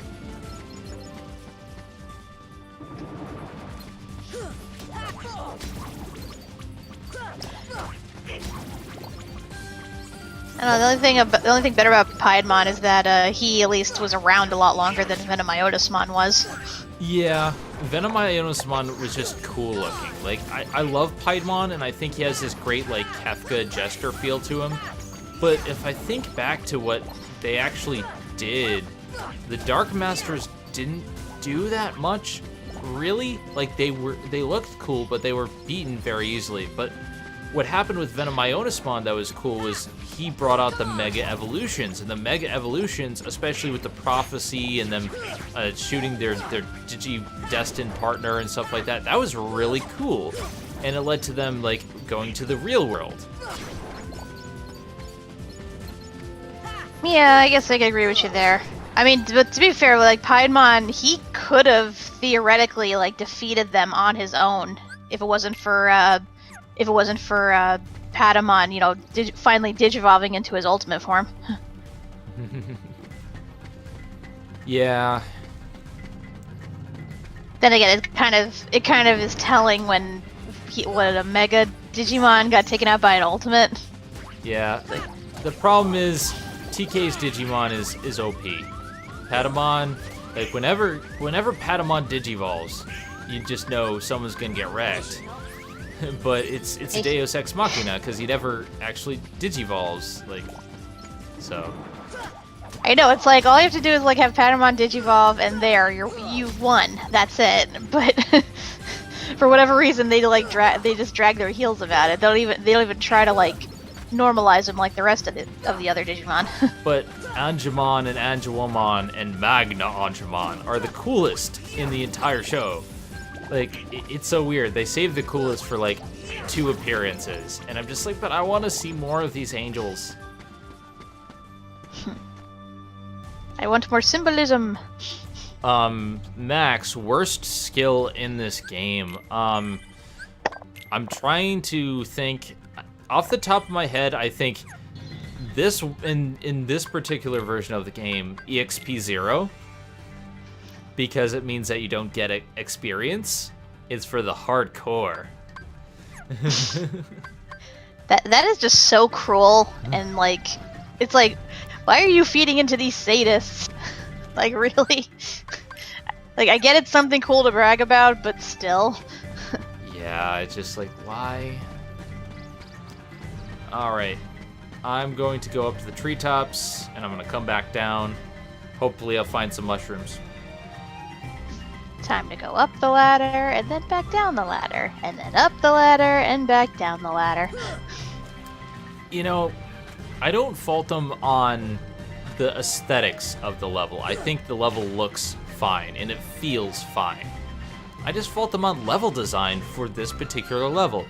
Because Wonderland, even though it was small, it had a lot of a lot of different locations and a lot of different things that you could do there. Here, everything feels so compact. It's pretty much you go up and down and up and down. It feels like you're not going anywhere, and it gets very confusing. And I'm one of the people who likes Wonderland very much. I don't get confused with Wonderland. So, I don't know. I get confused when you start going into like the different versions of the rooms. Like you're either on the wall or on the ceiling, and it's hard to keep track of like how you got there and how you get back. It can be. I've figured it out since I've been there so many times recently, but a lot of it is just, okay, you gotta go to the different places and figure out, alright, this leads to this leads to that. The other cool thing is that you can get some really cool items in these hidden areas. Like, I believe the Lady Luck Keyblade is hidden somewhere, and the White Trinity marks. Of course, we won't be able to do White Trinities until the end of the game, but yeah.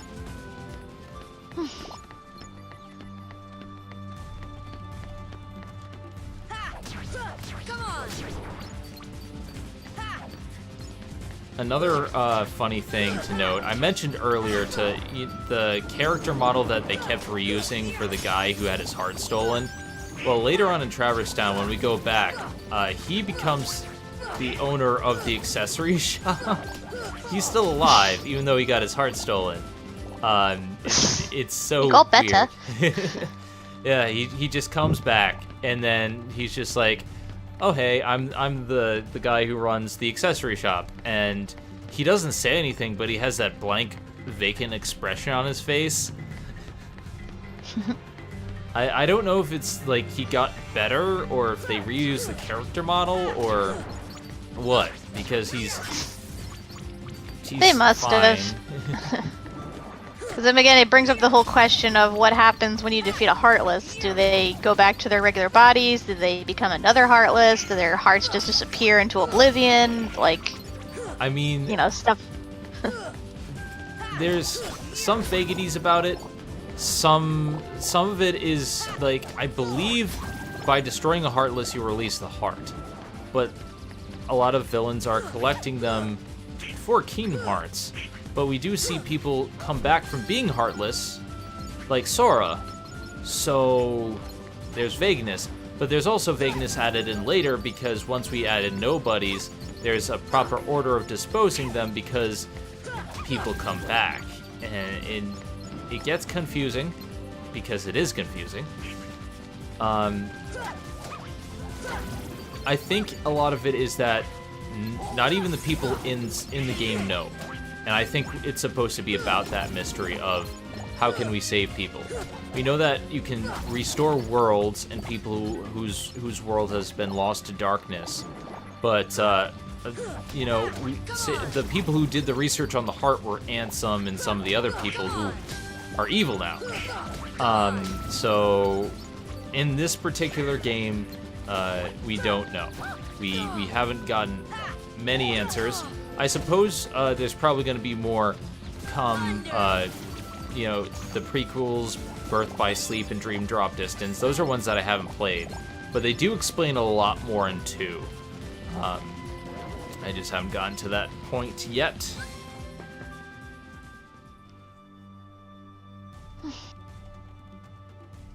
It'd be really messed up if you found out you were actually just killing these people. It would be like, I guess up. It would be a better release, you know, for them, rather than to continue living in the existence they are now. But still, it's like you're technically committing like mass murder. Disney. A family picture. A family picture. But yeah, there's some vaguity right now. I can't recall if they actually embellish upon that later on in this game. But then again, we're the good guys, so we don't have to worry about that. Mm-hmm. Or we shouldn't have to worry about it. Alright, so I just gotta kill one more Heartless. Yeah, once you get to these Heartless, at least they give you decent experience.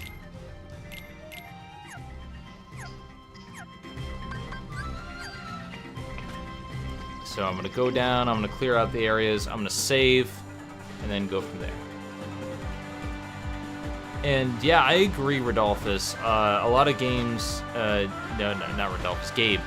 I agree, Gabe. A lot of games need a good HD treatment. I'm really loving what they did with Crash Bandicoot. I hope they do it with Jak and Daxter, because, like, I like the PS3 versions, but I think they could use an update.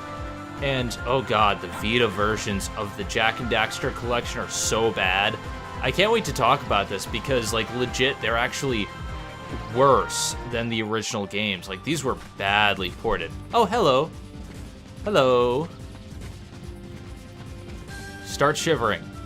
Start shivering. Start shivering. Do it. Sissy boy, eat the broccoli. All right, fine. Fan. I'll use Blizzard for this.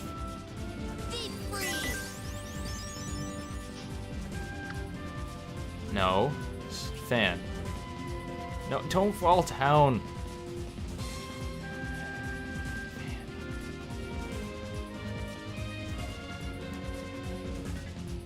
Okay, one more. Come on. Come on. Shiver, goddammit. No, I'm waiting for them to fan. Oh, there the fan. We go. Okay, now I'm gonna wait for them to shiver. I actually got the arts this time. So that's Blizzard arts. Whew. Okay. Next is... I need you to shiver. Shiver for me. Shiver me timbers.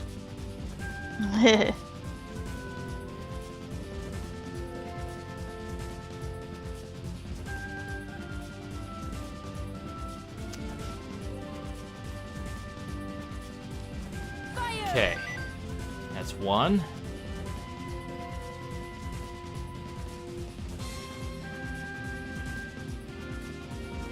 God, don't disappear. Oh, you took too much time. I guess so. Whatever. I got one of the arts items. Yeah. It's very hard to get more than one in one go because they're very picky. Yep. Alright, so we cleared out this area. Goofy! Goofy!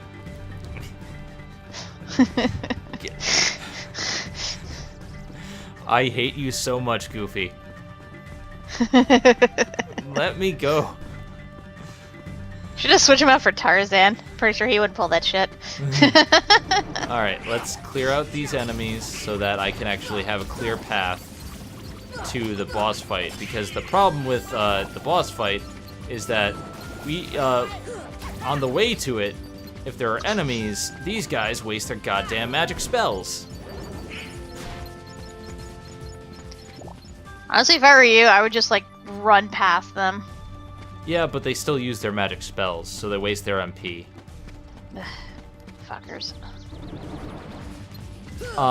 One game that I'm glad got remade is Secret of Mana. I hear that's really, really good. I want to learn more about it because I saw some of the screenshots. It looks gorgeous, and they're remaking an SNES game. Like that's crazy.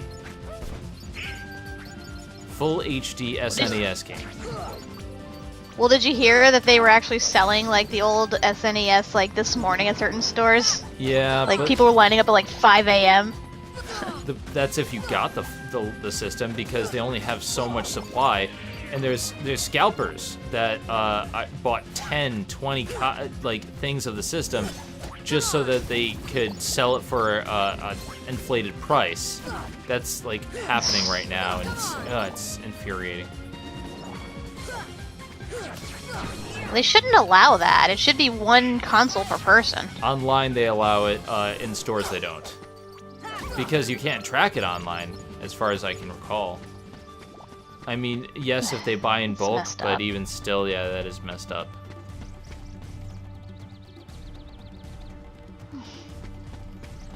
Alright, we're almost done with this world. I'm gonna save. I'm gonna check my items. Okay, I got my items. May as well heal everybody. Well, saving on the save pad heals you. So, my friends, it is time for the sucky boss. Okay, I'm gonna run past this guy. That's a new Heartless, the Black Blade. He's made just for Final Mix. I'll get to him later, because you need him for ingredients for the Ultima weapon.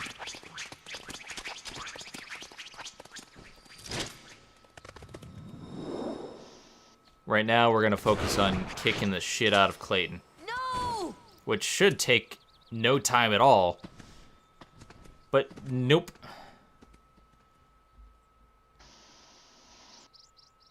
Clayton? Not Clayton. Not Clayton. I forget, you can't bypass these scenes, right? I can, but I mean, last time we got dropped in the middle of the cutscene, and I think we were talking over it. So I was giving it some time to play out. Okay.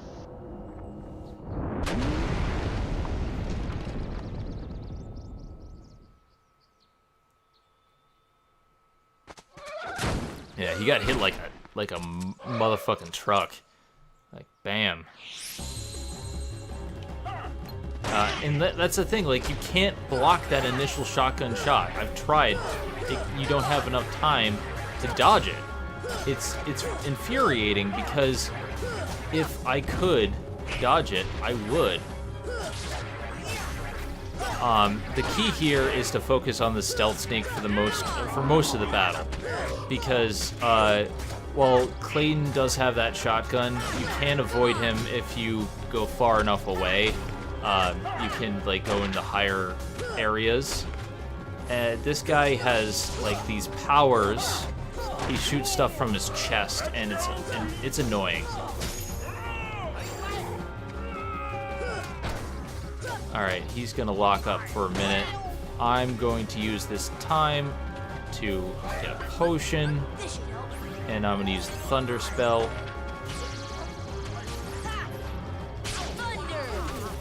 And I'm gonna switch back to him.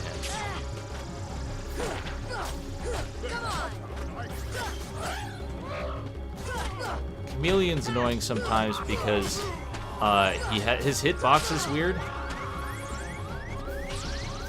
But god damn it! I hate that attack so much because it goes all the way around. We're gonna reload the save. Like, yeah, all right. Maybe. Yeah. I'll leave it where it is. We're gonna try this again. Yeah, Clayton is just such an infuriating boss, and it doesn't have to be. And yeah, so let's go for it.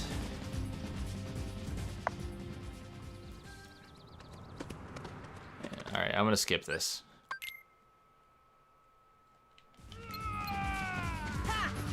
Come on! All right, now for the real battle.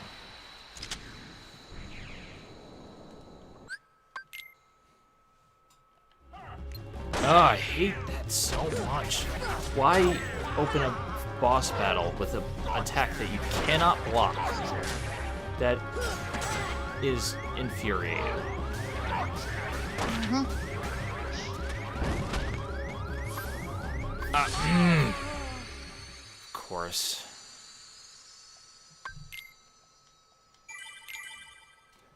Proud mode makes him so much more difficult than he needs to be, too. For this stage of the game, like, he should maybe be... he should be hard, but, like, this is a little bit of overkill. And of course, they're gonna waste their spells.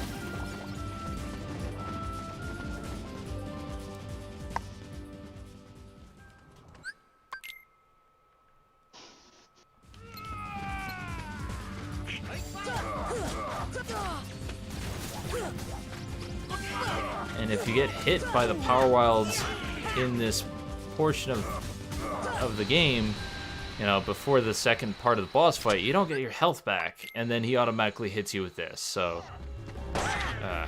oh, shit. Yep, that's some old bullshit.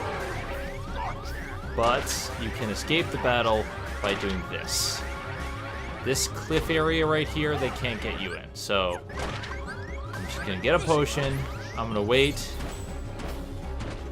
for an opportunity to attack.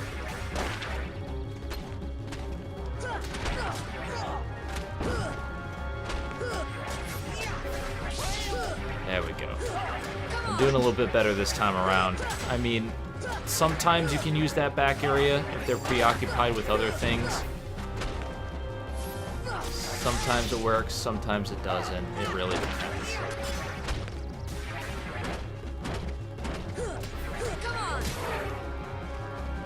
Get out of the way a little bit.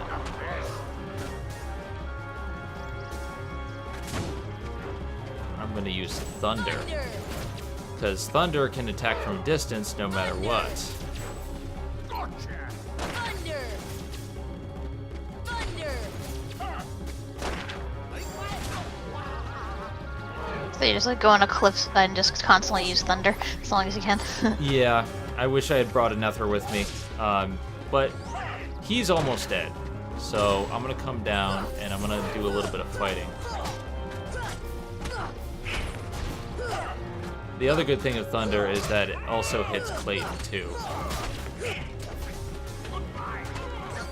I'm just gonna get out of the way of some of these attacks. Hello, Clayton. Yeah, I'm gonna kick your ass. What of it? Alright, I'm gonna get out of the way again. Ah! Crap, he cornered me.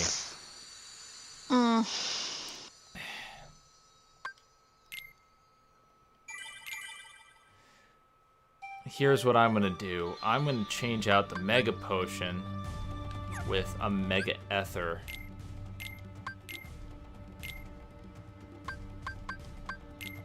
And that way I can reuse it in the middle of the battle, because I can get to the midpoint fine. It's just after that. Oh, hey, look, they leveled up. Nice.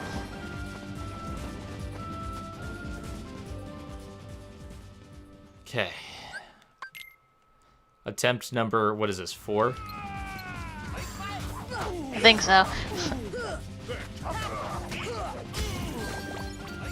And yes, I didn't get hit that time.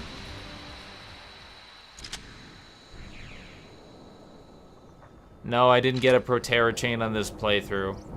That's a rare drop.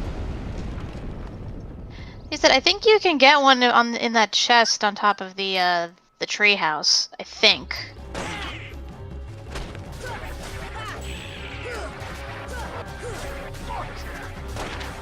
As long as you stay behind him, for the most part, he's not too bad. As I say as I'm getting attacked. Ah, crap. Nope, nope, nope, nope. Can't catch me, gingerbread man. You are not made of gingerbread. Just gonna waste all my items, and not items magic, and then Mega Ether. That should at least give them some spells to use.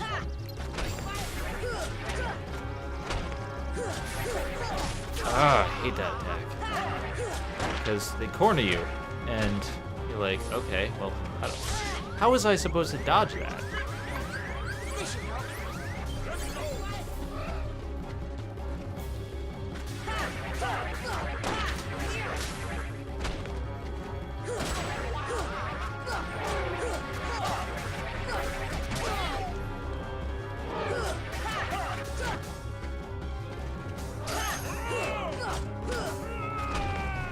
I'm gonna get back on that cliffside, and I'm gonna spam some thunder. Thunder!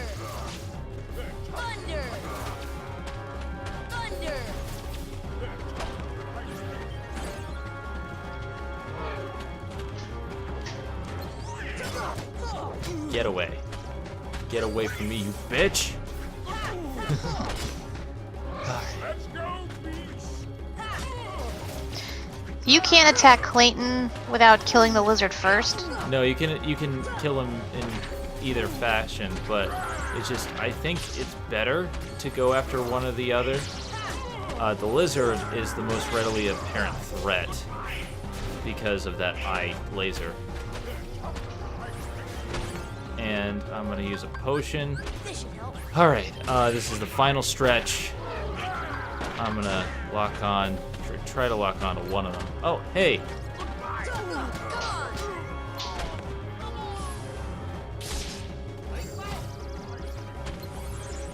Thunder. Thunder.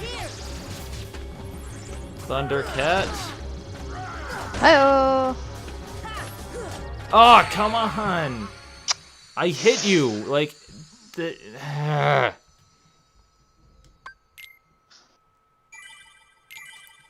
I can beat them with this strategy. Let's see. If I... Alright, I'll give them some items. You're gonna have to, sorry to say. Yeah, I didn't have to do this last time I fought this guy, but he's a pain in my ass. Mega Potion. Donald. And all, like, the abilities are all equipped and everything? Yeah. Alright, I'll give you something. It's Goofy!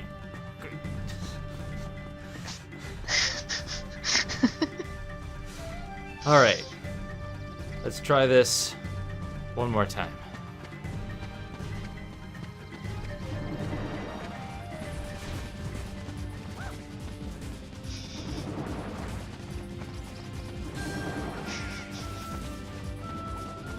Of course, they waste their spells on the small fry. Anyway, let's try this one more time.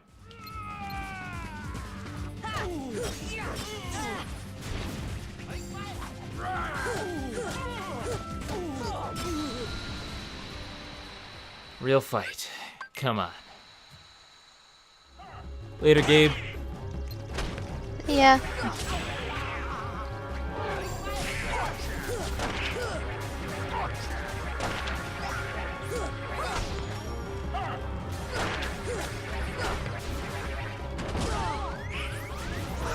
Oh, thank you. Okay.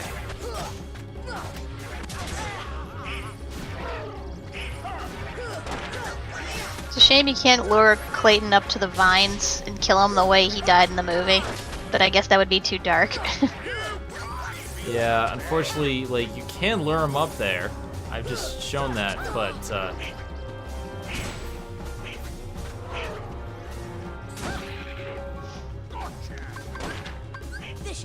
Alright.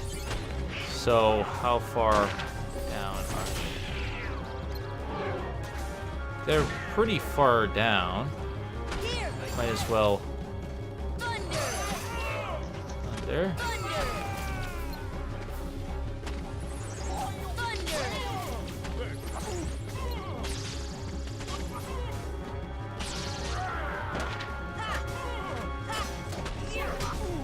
This guy's hitbox is so weird. Like, it's not where it should be.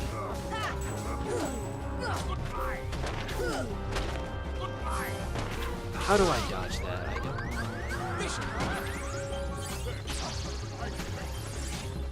Am I supposed to hit it back at him? Ah! God damn it.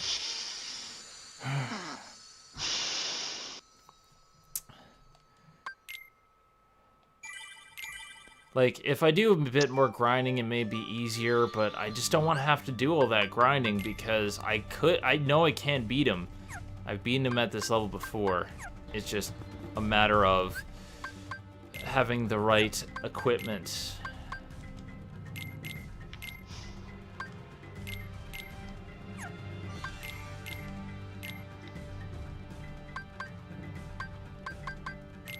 Alright, I'm gonna give them a bunch of mega potions.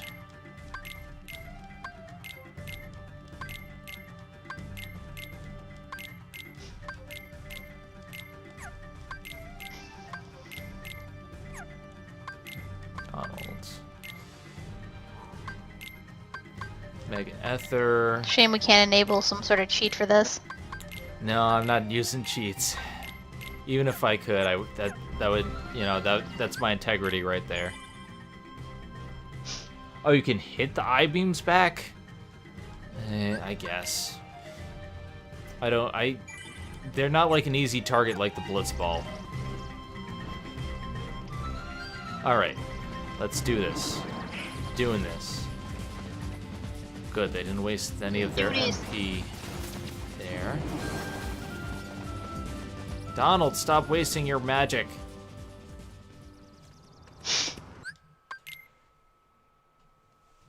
Okay.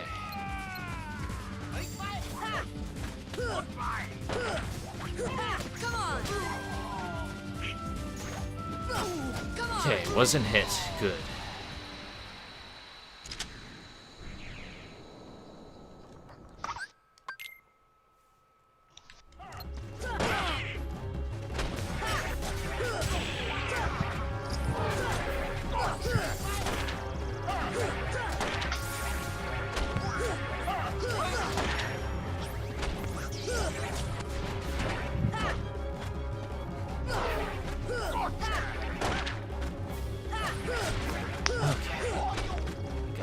Behind you.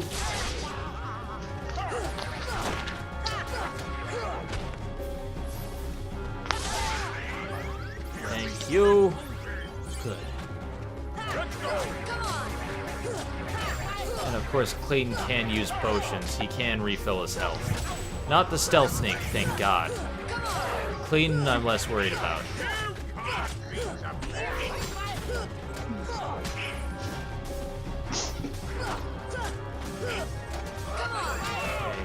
Get off. And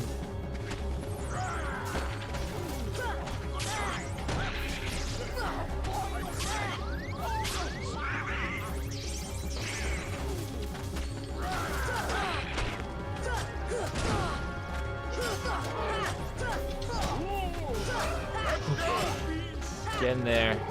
Yes. Got one of them. That's the hard part done.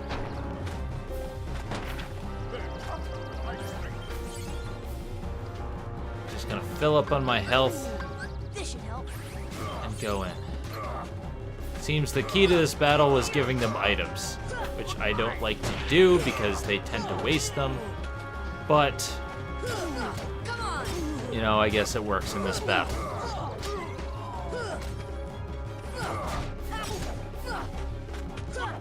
What did he drop? Mega potion. Hey, at least I got one back. Ah, thank Christ. Such a horrible world. I hate this. It's like no wonder they don't bring it back in like other versions. Say what you will about the game. I love this game, but dear God, it has some of the most annoying shit. Most annoying boss. Like, sure.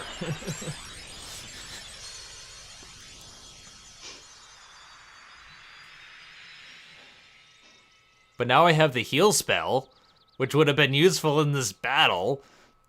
It's like you don't get that ability, so you work for it, damn it. After this, everything's a little bit easier.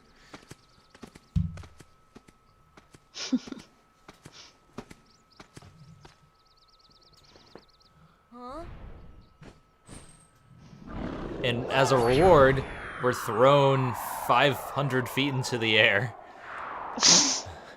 Fucking gorillas. Over to the gorilla's secret place.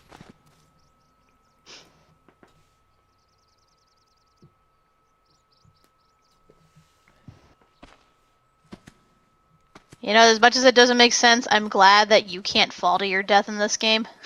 Yeah, falling damage kind of sucks. Like, honestly, I never really like it in gaming. I prefer it when you don't get falling damage. Tarzan, home. Yeah, it's like, I get they're trying to be realistic and, like, you know, add some difficulty, but when it comes to platforming things like this, it's really not needed. Okay, so Got more AP for Donald. No one else leveled up.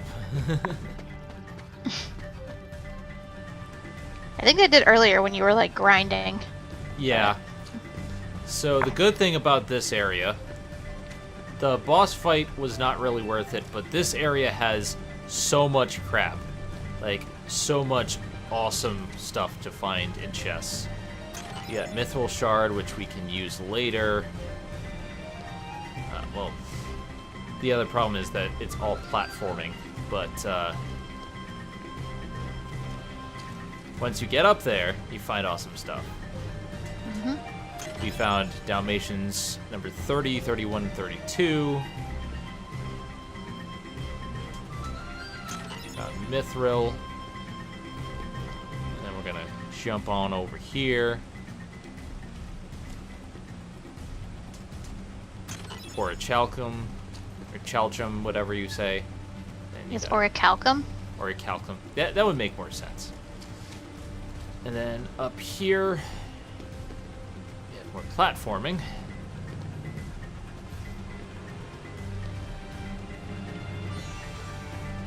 And it's time to lock the keyhole. Let's get out of this world. Yes. Oh, we gotta come back here. I forgot this White Trinity. Right. Plus a few chests that you need to get. Damn it. This is your home? But that means... Huh? Oh. The waterfalls. They're echoing all the way here. Friends there. I still think that Tarzan's just like subtly cursing under his breath every time he talks. Means heart. Friends When in our did heart. Jane get here? Heart. So that's what it meant. No idea. Friends. I guess maybe they were brought here by the gorillas. Clayton. Lose heart.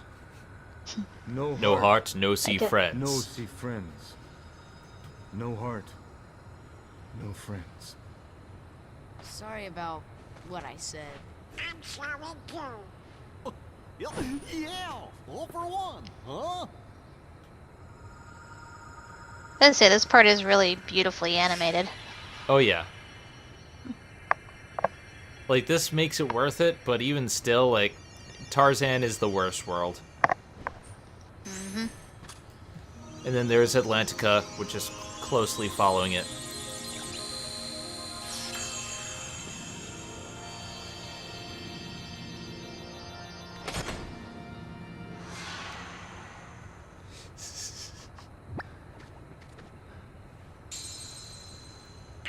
No friends, But no it's heart. sure not the kings.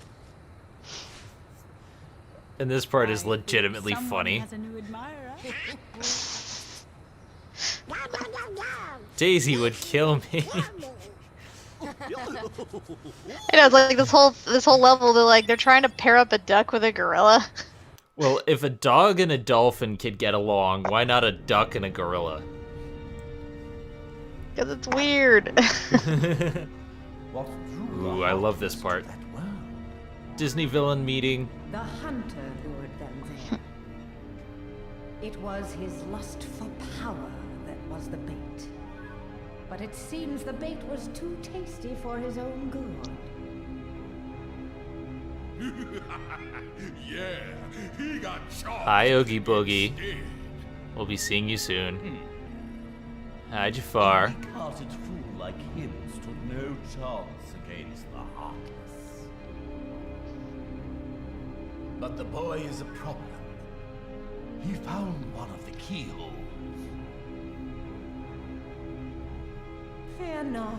It will take him ages to find the I really wish they would make a game like this one day where you fight all the villains like at once. Yeah, they never team up. And it makes sense in Hades' case because he has a lot of pride and he never really went along with them. He's the Lord of the Underworld. What does he care? Speaking of But the rest of them, they could have teamed up at some point. Now, an interesting thing to note about that scene, if you go to Olympus Coliseum first, and then to Tarzan, without going to Wonderland or go to Wonderland later or whatever, the Disney princess that appears in that scene is not Alice, but in fact, Snow White. Yeah, I had that happen to me the first time I did a playthrough of this. Although I did go to Wonderland first, but I couldn't beat it because I was being stupid. And I somehow managed to beat both Coliseum and Tarzan before that point. And then, yeah, I saw that and I'm like, Snow White?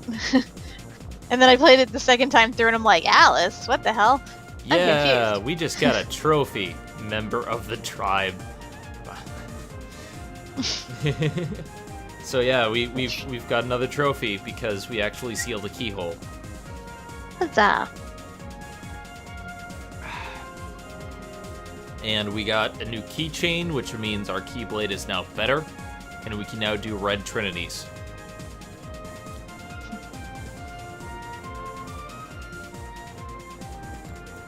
So now we have to go back to Traverse Town because we've been to all the worlds around here. And I have to say, like, the starting worlds aren't bad. I like Wonderland, I like Olympus Coliseum, Tarzan's hit or miss. But it's really the second half of the worlds. Once you go back to Traverse Town again, like, everything else is much more improved, I think. Yeah, the first worlds, they're all about grinding and basically either going up and down or, you know, to and from the same places over and over. The other worlds are much more linear. Mm-hmm. Alright, so now, unfortunately, we don't have a warp gummy yet, so, I'm gonna go, first of all, let's see. Let's talk about the gummy ship missions. So, each world has their own set of gummy ship missions that if you press triangle while next to the world, you can attempt to do. Some of them are hard. Like, this I need a higher level ship for, especially for this. But I've already gotten one for Wonderland. And this one... Yeah, this one I already got the mission for it too. It's pretty easy to get both of these missions. You're probably going to get it automatically anyway.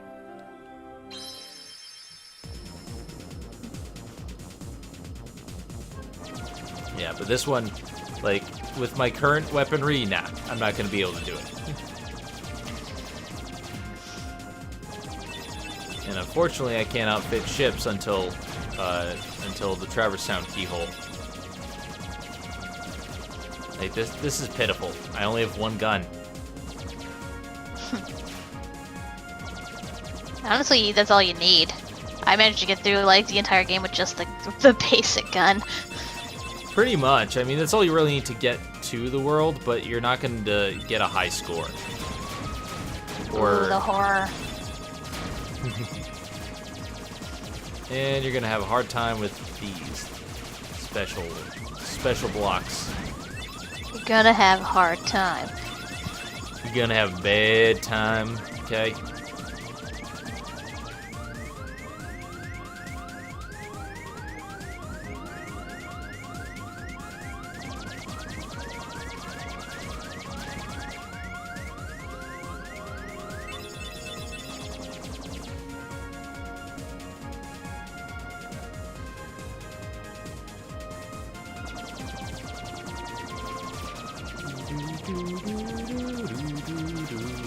I'm a rocket man.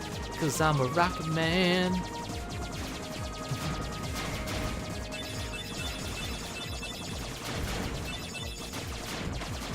I think it's silly that all of these are just heartless flying gummy ships. Like, yeah. It's something that's very silly to think about. I don't get why you can't go faster. Like, you can, like, slow down, but you can't go fast. Yeah.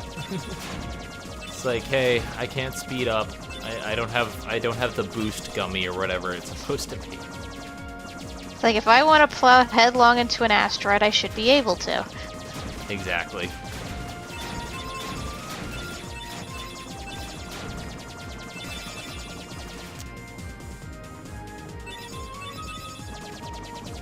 And there we are at Olympus Coliseum. Yeah, we didn't get enough for the requirement, but I figured we're gonna need a higher ship anyway. But it's a new high score. Woo! Woo!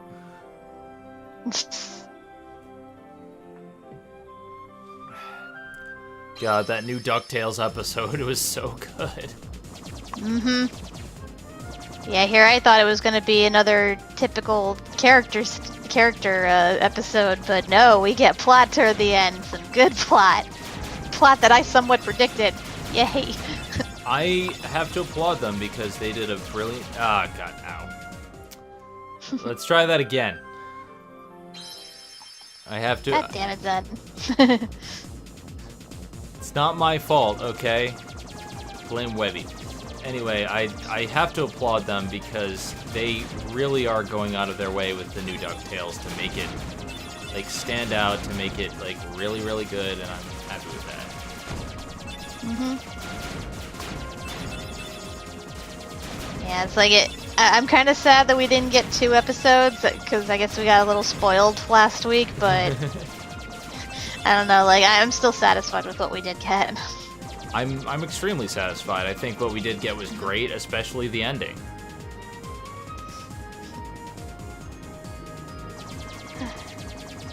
Like, so much potential, so many theories.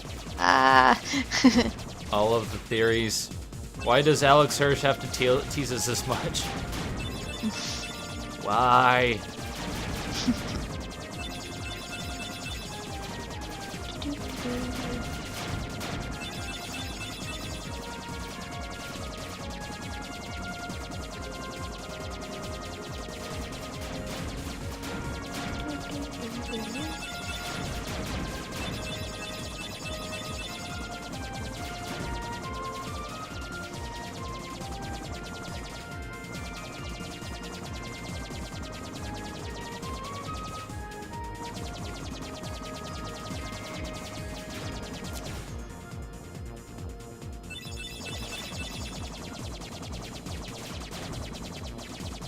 So many ships, Heartless everywhere.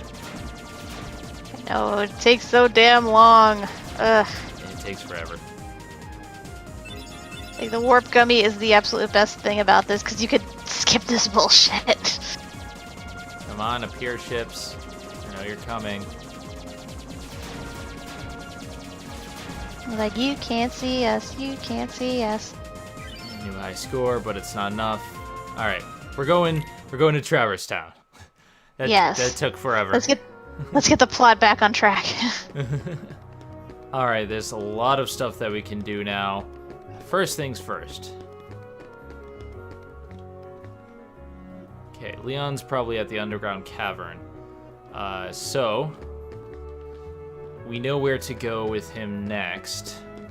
But there's a couple things that I want to do. Yeah, I don't know why the Heartless are in space. You know, it's... Because why not? I mean... It's weird. In space... Probably buy some, like, new upgrades to the weapons, too. I don't think they're available, but we can check after I do this Trinity. Yeah, the Red Trinity, they hit their faces into shit.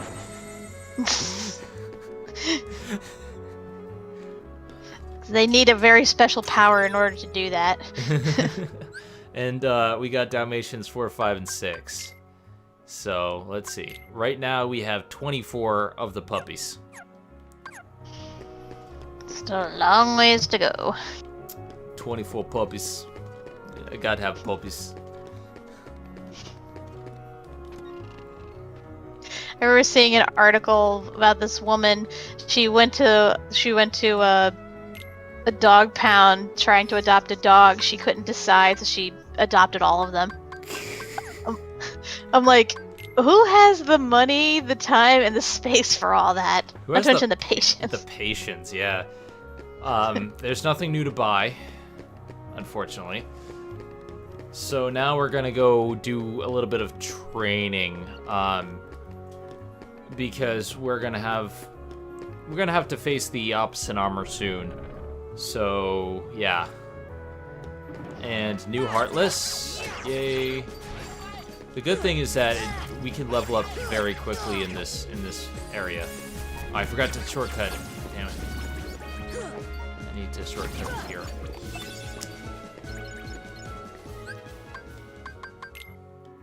So instead of Thunder, Cure.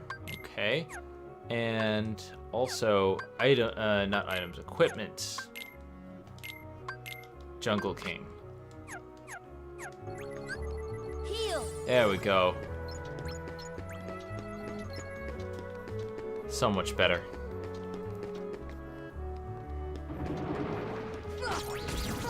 Yeah, definitely like the longer reach on that thing. Yeah, it has a much longer reach, less critical hits, but it has 5 attack power instead of 3, which is much better.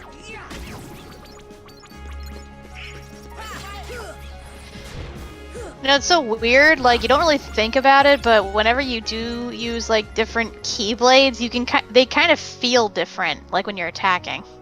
Not only that, but if you take a look at the actual keychain, like, they're really cool. Oh, hell yeah, they're cool. And then we got their Air Pirates.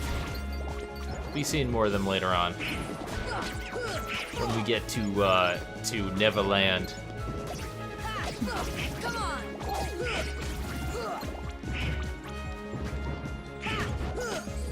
Key with large bodies, I've always found, is just jump and attack, because they tend to do most of their damage from the front. So if you get behind them and jump and attack, they usually can't do much, which is kind of funny because, like, initially you're just like, oh crap, we have this really strong thing that it hits hard, but it really doesn't actually do much if you get behind it.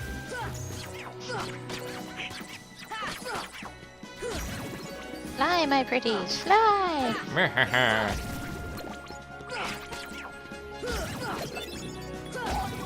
And the green ones just heal, which can be annoying. Well, don't they also, like, drain your health? I believe so, yeah, that does make sense, but, like, they're the least threatening of the bunch. Like, the biggest thing is you just attack them when they show up, because they will heal other enemies, but they don't really do much themselves. And that's the last of them. Okay, let's see. 36 to the next level. Slowly getting there. Yeah. So I'm gonna fight a few more Heartless down here, and then I'm gonna meet up at the secret alleyway. Did you hit the clock? Oh, that's later. Oh, right. That's when we meet up with Angsty Riku, also known as Emo Pretty Boy. He's the original Yaoi poster child.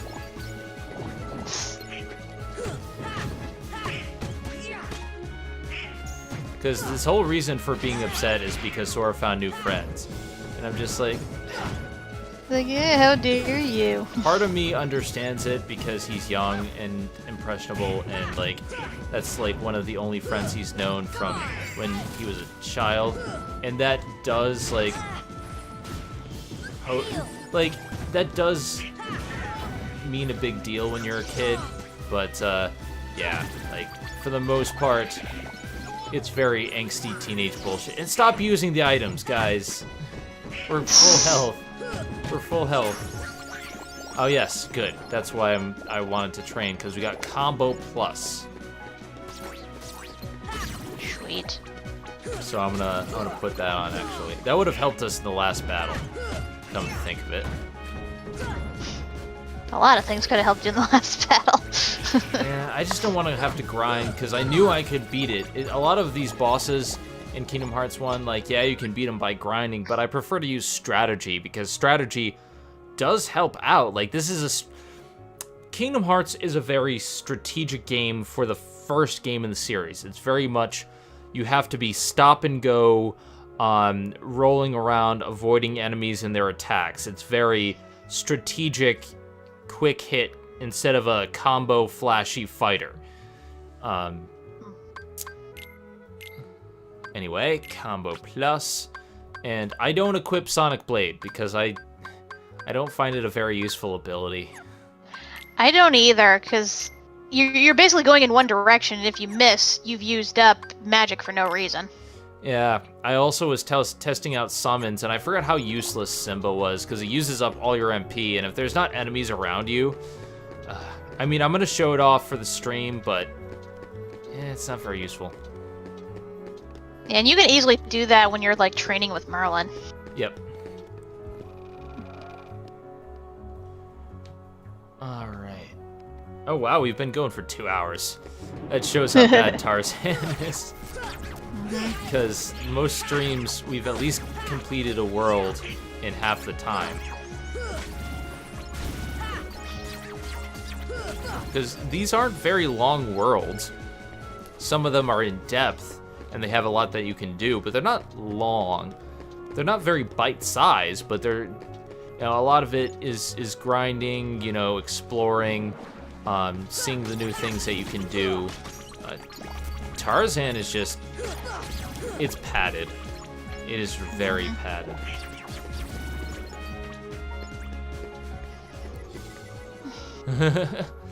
Yeah, Overwatch is a great game. I don't play it, sorry. Matt does, but I don't have the time for Overwatch. And it's not one of those I can review or stream because it's a multiplayer game, so I'd just be playing all multiplayer matches like the entire time. Alright, we are in the secret waterway. First thing first, pick up the chest. That's 10, 11, and 12 for the Dalmatians, so I think we're up to 27. Yeah, 27. So we're about a third of the way. And we're in a mysterious waterway. Ooh. Secret training grounds. And if you just watch Squall, all he's doing the entire time is swinging his sword. Just... He's trying to swat that fly. And, like, I get that's training, you know, lifting training and stuff like that, but he should spar with somebody. Alright, so he explains to us that the keyhole of the worlds leads to the heart of the worlds. Every world has a keyhole. The keyhole leads to the core, and the Heartless go inside and corrupt that core. So Ansem did an entire report on this about how, like, the heart of the world and all the darkness and darkety dark darkness, stuff like that. Darkness. Take a shot every time they say. Descended upon us. Take a shot every time they say darkness in this game. Well, you get so massively drunk. Okay, so they do the Heartless enter through the keyhole. They do something to the world's core, and in the end, it disappears. Which is why all the stars are blinking out. And this is the same thing that happened to Destiny Islands, because, you know, the door that the cloaked figure in the darkety dark darkness said that was where the keyhole was. You could clearly see the keyhole on the door.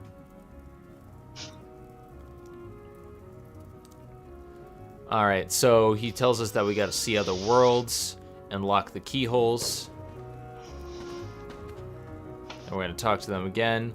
The gummy block's different from the others, and he doesn't know what it's for. And they say go to Sid.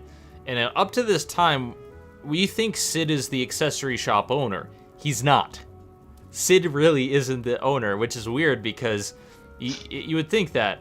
But he's actually, he owns a gummy block business. He's the one who outfits your ships. And at first I was like, wait, what? And then I thought, wait, Sid in Final Fantasy VII was an airship pilot. He built the airship. Well, duh. So that makes sense. I like to think he kind of just wandered into the shop and just started pretending like he owned the place, just for shits and giggles. And then now we got a summon gem. Basically, it's Simba. But he doesn't know how to use it. I love how Squall's just like, he doesn't know much. I mean, it's not that he's dumb, but he just doesn't know a lot of... You know nothing, Squall Snow.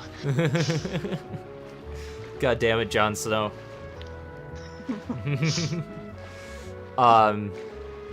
Yeah, so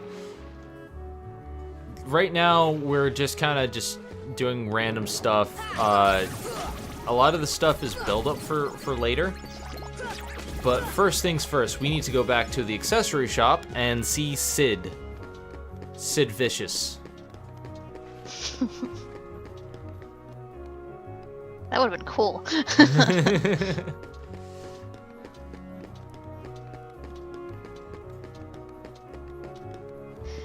Well, at least here we sort of have a shortcut. Oh wait, no we don't, because you don't have glide yet. Yeah, I don't have glide, but I can just go walk around these guys. Or you can like take that barrel and jump on top of it. I could. Whatever. Get more XP. Alright, I'm at the accessory shop. Let's do this. So first things first, save the game. Because I'm at level 21. And I don't really need to level grind for opposite armor. He's just as easy as guard armor. Just a few new attacks. But I'll probably get to level 23. Sid... He says, oh yeah, that's a gummy block. And this is a navigation gummy, so it's going to give us the location of a new world. Which, it's kind of funny that Donald and Goofy know nothing about this, considering they have a gummy ship. They're the ones who outfitted the gummy ship in the first place. I thought it was Chip and Dale that built it. They were the engineers, but I guess they would know more. I don't know, they don't actually explain that. It's just they have a ship. I mean, considering they're supposed to be a knight and a magician, I don't think that it would be their job to, you know, drive one of the ships that often. Mm-hmm. So, I mean, heck, when they first took off, they basically just fell through a hole in the floor. Alright, so he's going to install the navigation gummy, but in the meantime, he wants us to do something for him. Basically, he wants us to deliver an old book. Yay, Pooh Bear World! Yes, this book is Winnie the Pooh. Unfortunately, we don't have any of the torn pages yet because it was in very bad shape. But later on, we can go and seal the keyhole for Winnie the Pooh.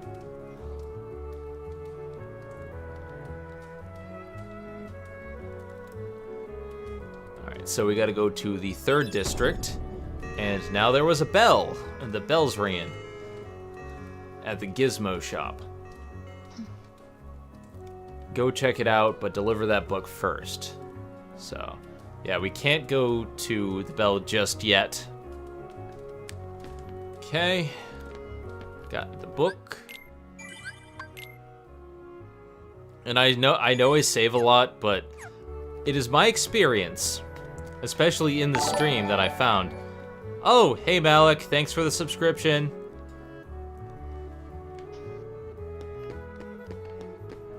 Yeah, it's my experience that you always should save, no matter what, because you never know, especially on proud mode, when you're gonna die and have to redo shit, and I don't like having to redo shit. I hear that. Alright, Donald got more HP. He's still gonna die a lot, but whatever.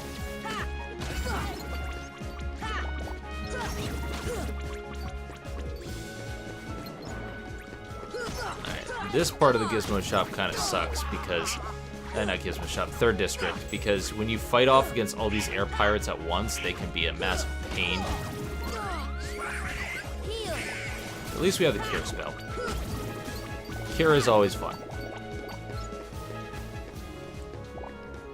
Alright, so they're all dead. I'm just going to go behind here.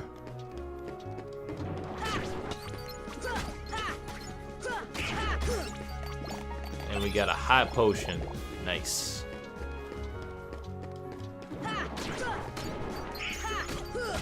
Come on!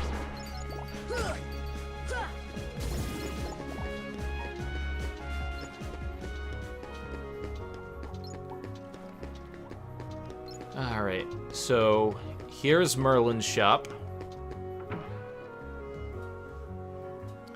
And it's kind of annoying to get there because these stones move. I'm like, really? Why? Yeah. I think it's Merlin just being a dick. I mean, I get it's not going to keep out intruders. Whatever. Anyway, a couple things to note. There's a chest back there that has Dalmatians in it, but we can't get there without glide. And there's, I believe, Dalmatians up here, but we can't get up there until we have Yellow Trinities. So yeah. Anyway, let's go meet Merlin. Well, actually, no, I went in here before, right? I remember for the stream. But now we have to give him the book. Come on. Oh, that book. He doesn't even know what kind of book it is. It found its way into his bag one day. So Christopher Robin's book just randomly appeared. All right, so She's just like, here, I don't want it anymore. So he's gonna leave the book over there. We don't have the torn pages, so I'm not gonna go in yet, but we will get to that world, and we're gonna lock all the keyholes. All right, and now the Fairy Godmother is where we go to for summon stones, summon spells. So the creature lived in a world that was consumed by darkness. Now, I want to bring light to this because this is a plot point. His world was consumed by darkness, and this is the world of the Lion King. You go there in Kingdom Hearts 2, which means that if a world is consumed by darkness, it can be replaced and the inhabitants restored, which makes me think that the Heartless can be restored to human form. I mean, we do see it with Sora too, so I'm kind of wondering how that works. Yeah. When a world vanishes, so do its inhabitants. But this one had such a strong heart, he became a gem instead of vanishing with his world. I still don't get why that works. How that works. It's weird because they do the same thing with Heartless. Like, if the Heartless is strong enough, he can talk and has will of its own. Same thing with Nobodies. I mean, it's the world's... it's basically the laws of this universe. I can suspend my disbelief enough to understand that's just how it works here. I would like to know a little bit more about how it works, but it just works. It's like magic, you don't have to explain it.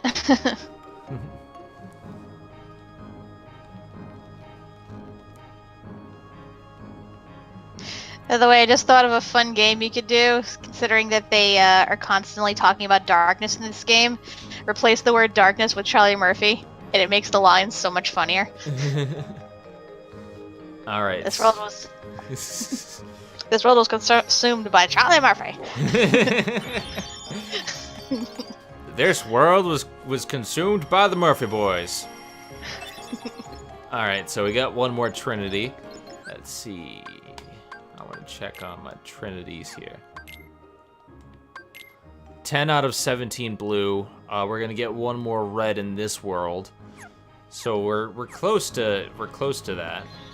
We can't use the gummy ship because story reasons. But that's all we can do in the mystical house for right now.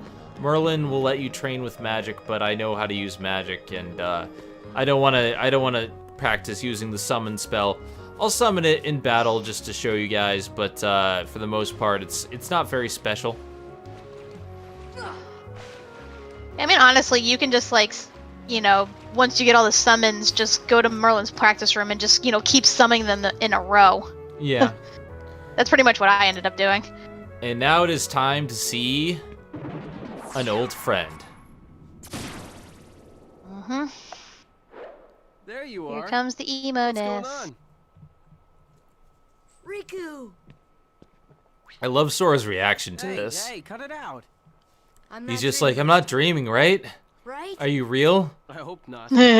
Took forever to find you. Because he's seen Kairi everywhere for like a minute, and then she goes away.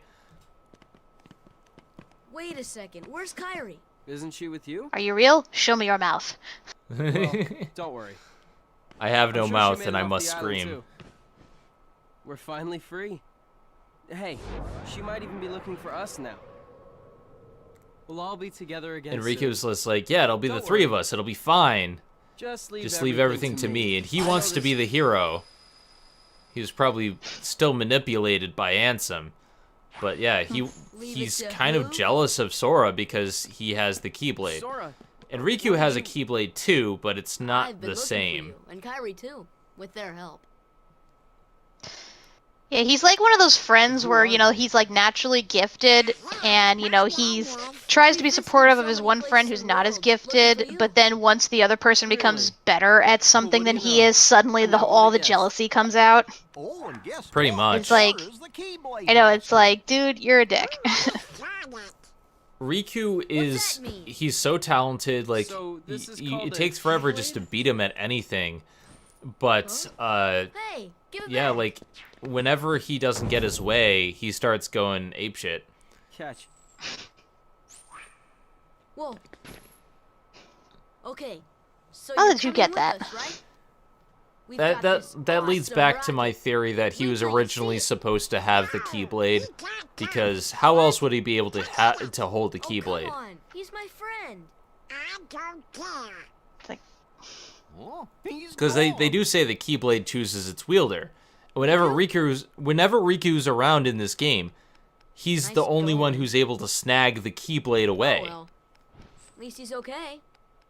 True. Who knows? Maybe we'll run into Kairi soon too. I mean, that could be supported by stuff later, but I haven't played Birth by Sleep enough, and I know that's where the origins of Keyblades and stuff happen. So, I don't know. Anyway, it's time for side stuff. We have Thunder Spell. See that giant glowing yellow thing? Yeah, that giant glowing yellow thing right there? We're gonna use Thunder. Thunder! Ooh. And that connects the circuit. So now we can go back to the Gizmo shop, and things will actually work in there. And we can get Huzzah. two more postcards. Wait.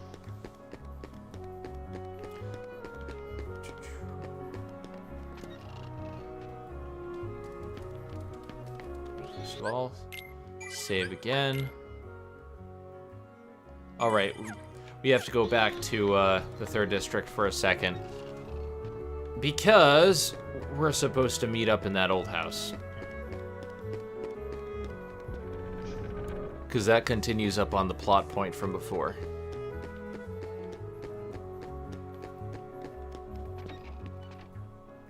So we talk to Sid, and he introduces us to Maleficent.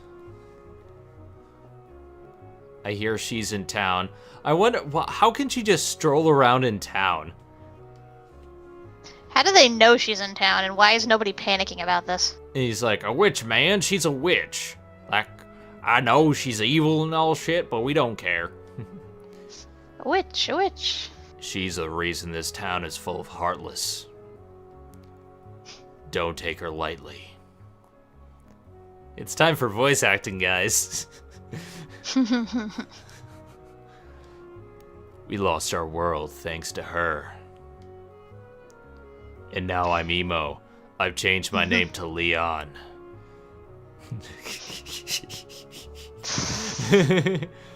To be fair, it's still a better name than Squall. Yeah. And then they're saying one day a swarm of Heartless took over their world 9 years ago. Wow. That's a long time. And their ruler was a wise man named Ansem. Ansem. Dedicated his life to studying the Heartless.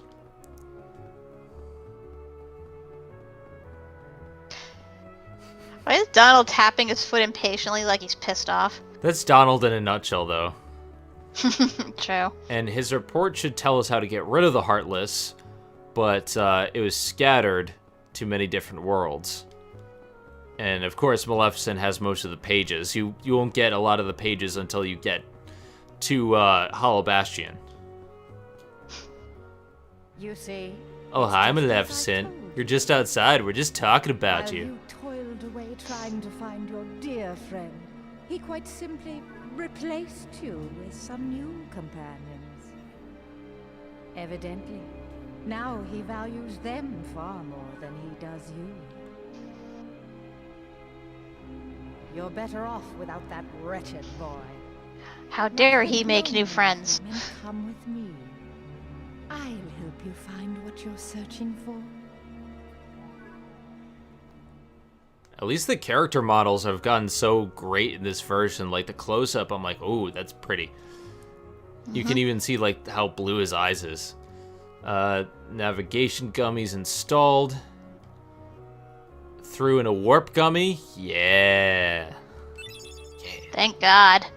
Now we can jump to worlds you've been to before. So it's new worlds we have to go to manually. And then better get back to my real job. Okay. What's my real job? You'll see. I'm not just gonna tell you. See me at the first district. Okay. And they talk about the bell in the second district. The one above the gizmo shop, there's a legend. It's all boarded up, but thankfully we now have abilities that allow us to bash through wooden boards. Ring it 3 times to see if anything happens. And then we'll finally know for whom the bell tolls. Boo. Oh, I'm bad.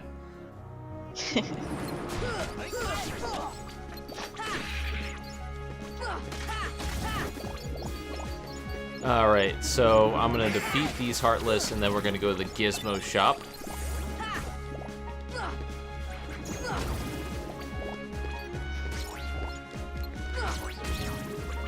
Shame they don't have Gizmo Duck there. Or at least Gyro. I mean, come on. Maybe that's where Magic Dispel is. What a twist. God, I can't wait till next week now. I know, right? I'm wondering if they're gonna have a reveal after every single episode, because that's 3 out of 5 right now. I mean, I don't know. We'll see. I mean, if they had a twist at the end of every episode, it would get a bit boring, because then you'd be expecting it, but I don't know. I'm sure they'll keep it fresh somehow. I mean, in Attack on Titan, they had something to keep you watching after every episode. Not a twist, but it's just something like a cliffhanger. So I don't know. I think it can be good to have that kind of like, that amount of, like, oh yeah, I have to watch next week because this and this just happened. Like Game of Thrones kind of thing, but you're right. I mean, if you expect a twist to happen, then the charm has lost on you, you know? Yeah. Night, Rodolphus. Alright, later, Rodolphus. Probably only gonna go to the end of this world myself. Take a little bit of a break. Yeah, if Tarzan didn't take so goddamn long, probably could have made it to Agrabah. God damn it. Of course they didn't. I'll continue. I don't want to have to do all that again. Dude, they took like half your health. That's ridiculous. Yeah, this is proud mode. Ugh. Bullshit is what it is. That's why I'm getting it out of the way now, because like all the stuff that I'm gonna do later, I'll just go to either medium or easy. I'm showing now that I've done proud mode and I can do it for the trophies, but I don't want to have to struggle with this the entire time. And I'm not gonna bother with you. I'm done with you. The hell with you.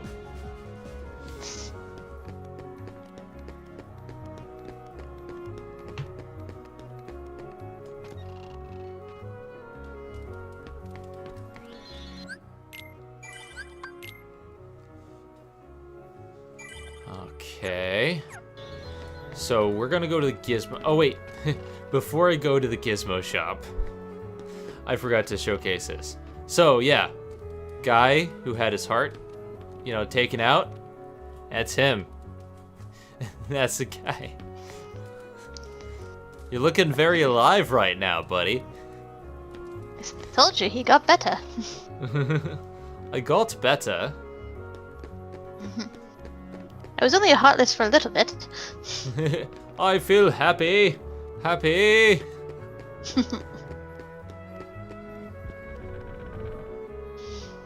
Yeah, lucky for me, my nobody form just happened to be in the next alley.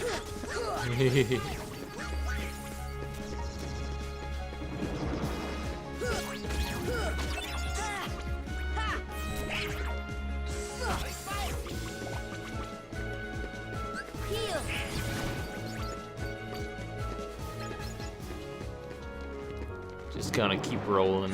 Keep on rolling on. Keep rolling, rolling, rolling, rolling. What? Rolling, rolling, rolling. Come on. You don't want to mess with Limp Bizkit. Because we keep it on every day and every night. You know this platinum thing right here? We do it all the time. So you better get some better beats and get some better rhymes.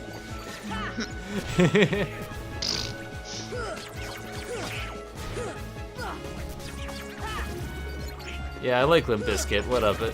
What of it? I like Korn. You know. I like them too, sometimes.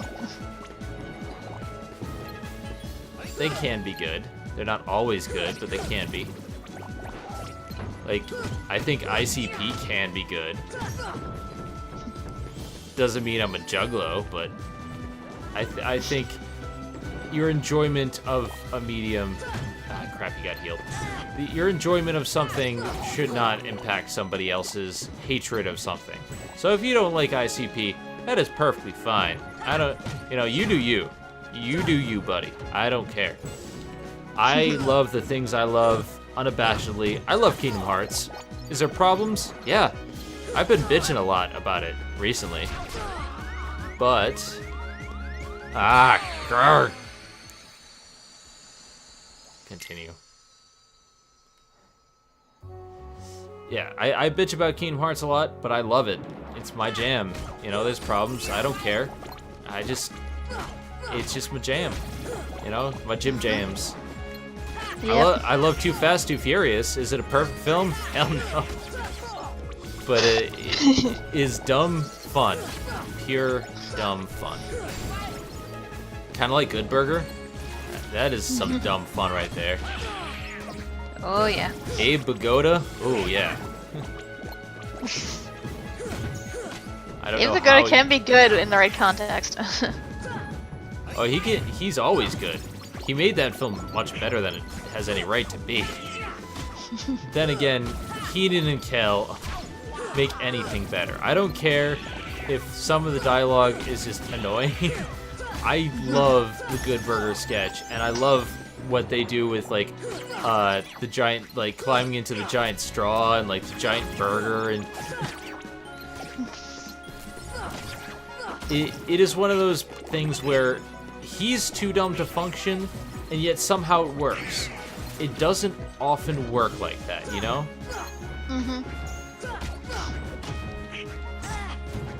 I think it's the passion that he brings into his performance. Like, he goes full ham with it, but he doesn't go he doesn't go Tropic Thunder levels of it, you know? He doesn't go full Jack.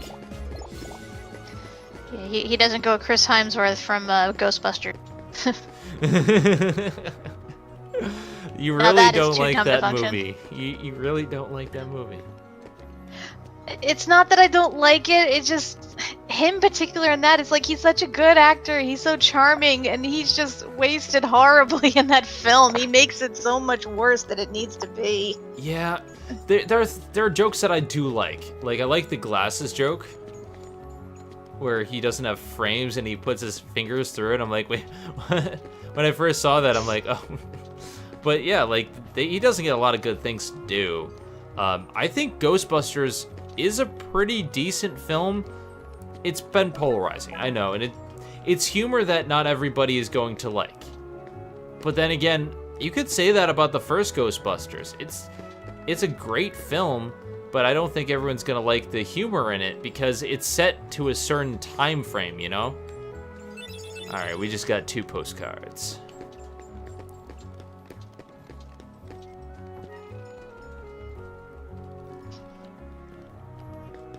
I'm not one of those people who's just like, oh my god, Ghostbusters is a timeless classic. Like, it's a great film, don't get me wrong.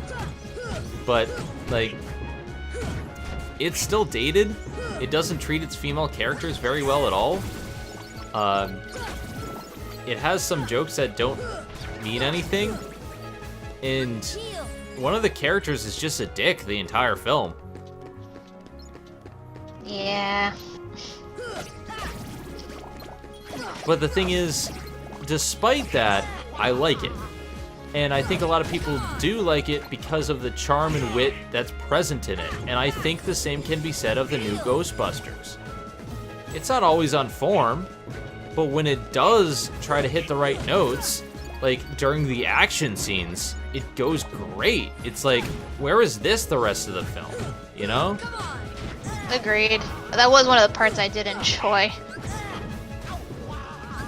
It's like...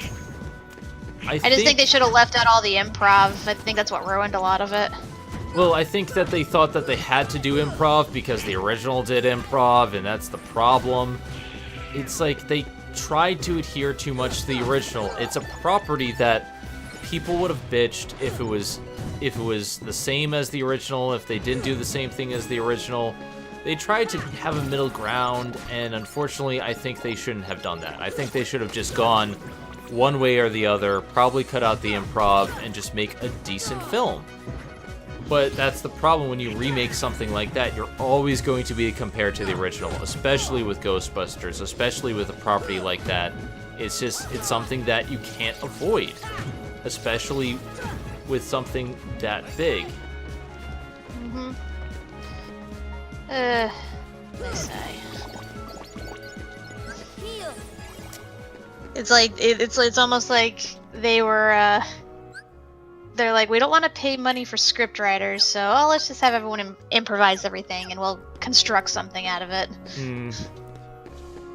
It's a shame. It could have been really, really good. Because I've seen a lot of good modern remakes. Like, if you've ever seen the new Karate Kid with Jane Smith, like, yeah, I like that one. It was really good. Jackie Chan, oh my god, he made me cry in that film. Yeah, true. Like, I thought it was very effective. Considering we don't get a lot of that sort of development for Mr. Miyagi until the sequels, I did like what they did in the reboot. Although, I agree with what a lot of people say, they should have called it the Kung Fu Kid, since he doesn't learn karate, he learns Kung Fu, and those are two very different forms of martial arts. That is very true. They should have changed it. They wanted the name brand recognition, though.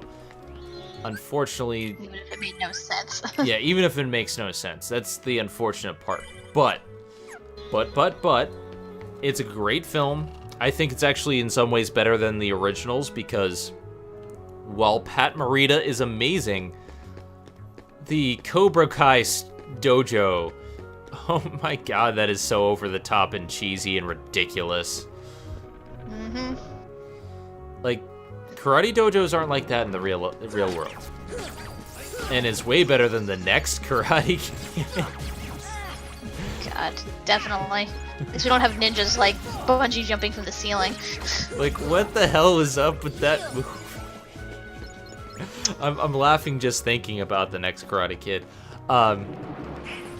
Yeah, the Karate Kid remake, so great. I like what they did with Kung Fu because more so than the Karate Kid, more so than karate in general, Kung Fu is a way of life. That's the way it's taught. That's the discipline. Monks follow that very way of life, and they tried to incorporate that into the Karate Kid. It just didn't work in the Karate Kid. But here, it does work, and that's what I like. It's just like, it flows better in Kung Fu, because this is a natural progression of the series. And I think Japan is a great setting, because more so than in America, Japan has to be you have to be the best at what you do, no matter what. It doesn't matter if it's, if it's work, if it's school, whatever. And that's showcased in a lot of the stuff with the side character, the girl. But with the Karate Kid, like it was just them being dicks. Like, it wasn't a purpose behind it so much as, hey, we're just being aggressive. Here, you can understand exactly why those Japanese students were aggressive, because they had to be the best. They had to stand out and beat down any opponent, because otherwise, in their society, in their culture, they would not be worth as much in the eyes of their peers. Right.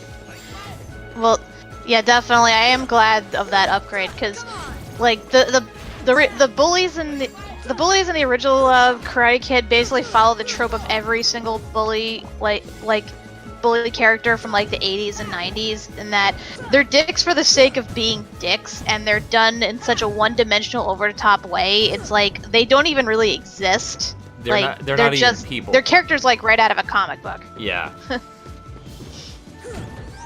Yeah, so, yeah, I am glad of that upgrade. I'm really glad we've moved past that whole bullying trope. Like, it still shows up every now and again in certain mediums, but I'm glad that now that, it's finally dying out. Yeah, I'm glad of that too. Because, I remember watching part of Revenge of the Nerds on TV at one point, and just, seeing the jocks, and I'm thinking to myself, was this really how people were back in the day, or is this what people thought they were back in the day? Because this is, ridiculous. Yeah, I was bullied as a kid, but that's because I was awkward too, and, I think there's a little bit of a give and take, and, both sides, in order to do bullying right, you have to understand that the bully doesn't think he's a bully, and he's not doing it just to be a dick. And I think what works in some cases in modernizing it, some cases, they'll make the bully more sympathetic by showing why he is the way he is, for home life or something like that. There's usually a root cause. It's not just, hey, I'm aggressive and I'm insane. It can be. I'm not saying it can't be, but in 9 times out of 10, there's a reason. I'm suddenly thinking back to when we were watching the Alice in Wonderland TV show, and there was that episode with Gilbert Gottfried where he plays a bully, and he has a whole song talking about how much of a bully he is. I'm such a bully. Hello, fellow kids. You know that meme? Hello, fellow Nihonchi. Hello, fellow students. It's in that context, yeah, then it's funny. Then it's then those characters are fun to watch. When they're self-aware and self-referential, then they're funny. Otherwise, it's just a pain. Actually, I think the worst instance I ever saw of bullies in terms of from the 80s is from the Toxic Avengers.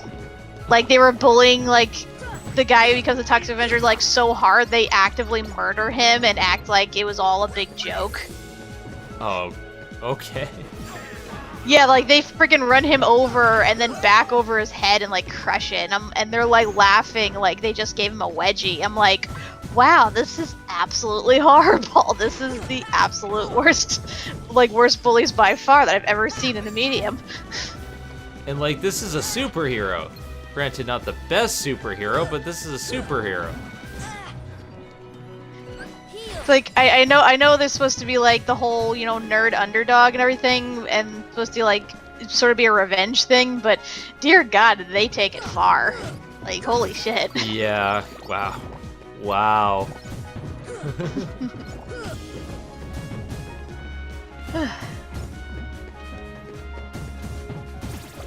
So did we... Sorry, I've been doing stuff while we were talking. Forgive me. Did you get up to the bell tower yet? I've just been grinding. Sorry. Okay, that's fine. I got to the bell tower, but I haven't rung the bell yet. I wanted to just kind of grind a little bit. Okay. All right. How many levels you getting up to? I'm level 22 now, so I'm gonna stop and save, and then I'm gonna attempt the boss. I should be. It's not a hard boss. Not like the last one. Is that the same one from the first level? It's the same one from Traverse Town, only then it switches to the opposite armor. Okay. Oh yeah, it goes upside down for some reason, and that somehow makes it tougher. I guess. It doesn't really. The funny thing is, like, if you're fighting the opposite armor, like, no, the guard armor the first time, if you're fighting the guard armor this time, you're just like, oh, he has a lot more health. You start hitting him, he falls down, like, in 3 hits, and then you have to fight the opposite armor. And they bother to list his health when you fight him, in the actual, like, manual for, Final Mix. Like, I have the strategy guide, and that's what I've been playing in my own time. And they showcase his health, and I'm like, you don't need to. It's like, just because. Alright, so I'm going to take out these Heartless, because then otherwise you can't ring the bell. But once I do, I'm going to activate the bell. By the way, I love how the reason you can't go to the top in the first place is because the ladder is broken, and then somehow turning the power back on fixes the ladder. Yeah, and before there was, like, crates blocking it anyway, so why even have the ladder be broken? It's like, magic in this world, man. I don't get it. And don't jump off. Let that guy just, like... Yeah, there we go. How was, Ari, how was your Overwatch session? Did you get the highlight of the match? Did Diva pwn those noobs?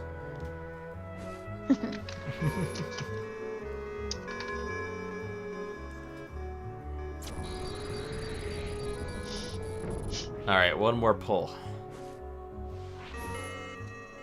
Giggity. So yeah, 3 pulls from the bell. We're just hinted at the 3 bells. And then we see the keyhole. Aw, I'm sorry, Ari. It was stolen from you. Well, I give you lots of hugs. All of the hugs.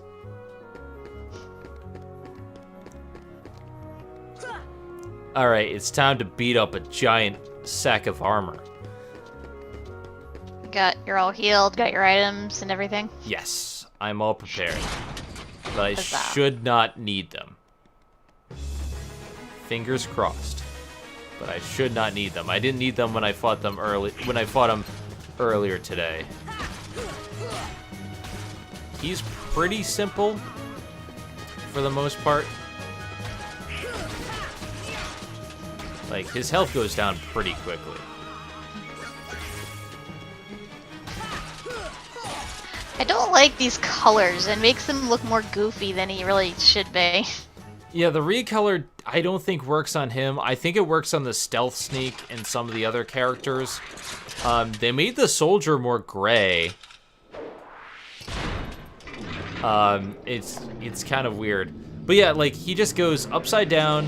He switches his hands. He switches his attack patterns. I think maybe it's like a reprogramming effect. I don't know. But for the most part, he is the same.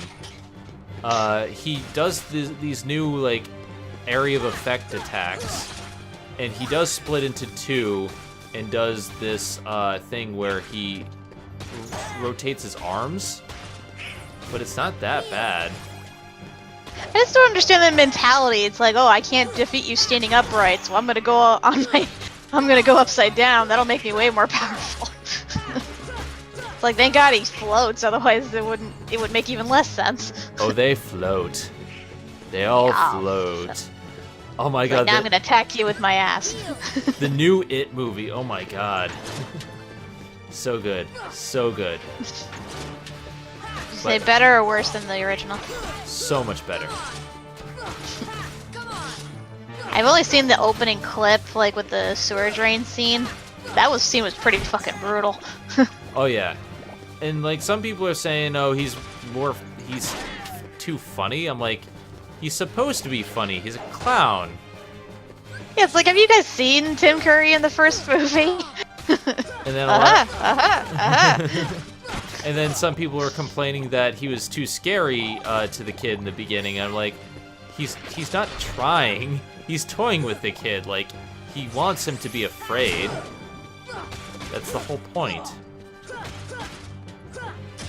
Yeah, like, I guess I can agree with that, because in the first one he does seem a little more friendly, or at least attempts to seem more friendly, and the other one, I don't know, he's just like, the kid would have to be a complete moron to really, like, trust him after, you know, seeing what he looks like and how he sounds. Alright, I'm gonna interrupt that thought for a second. This guy has a dick cannon. Alright, anyway, back to that. Like, I like the new Pennywise because he's legitimately frightening. And you can tell he's just toying with them. And when he does something genuinely funny, you're like, he's doing that because he's a clown.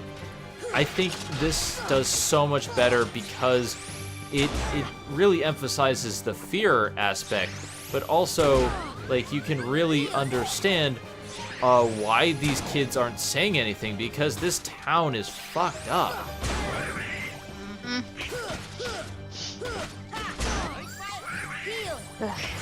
I like how, for whatever reason, they're now pairing him up with the Babadook and calling them boyfriends. Yeah. Yeah, that's hilarious. Like, I'm like, where the hell did that come from? I don't, because they're the only two horror icons now, maybe, but I don't know. Alright, and we got Arrow for defeating the opposite armor. And let's seal the keyhole.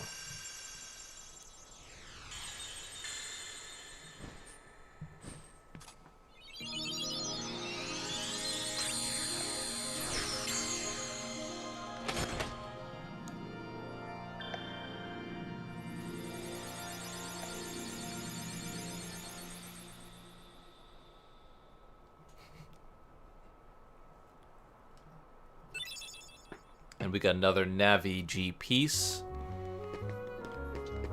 Alright, so no more Heartless will appear here, because we sealed the keyhole. For now. For now, like, they appear later, but that's because they're pouring out of an even bigger keyhole. Right. Now we gotta talk to him. I want to know who the hell is going around sticking all these gummies in keyholes. Like, that's a dick thing to do. I have this gum, and I just, you know, I'm saving it for later, okay? You got that? And so his real job is he's in the gummy block business.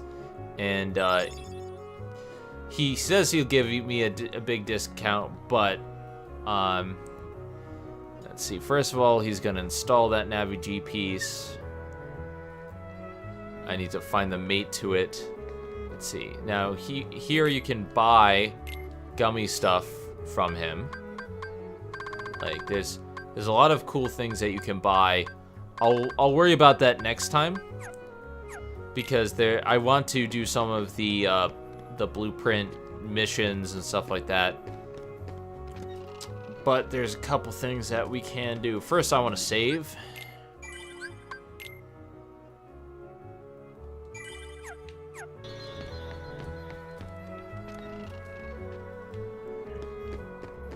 Next, now that we have Blizzard, take out the candles, and that gets us this treasure chest with defense up.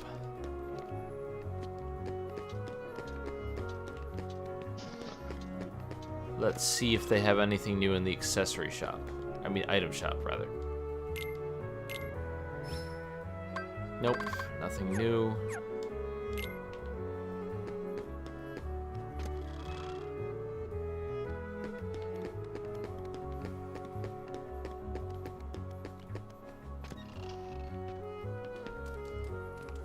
Oh, hello, Pinocchio.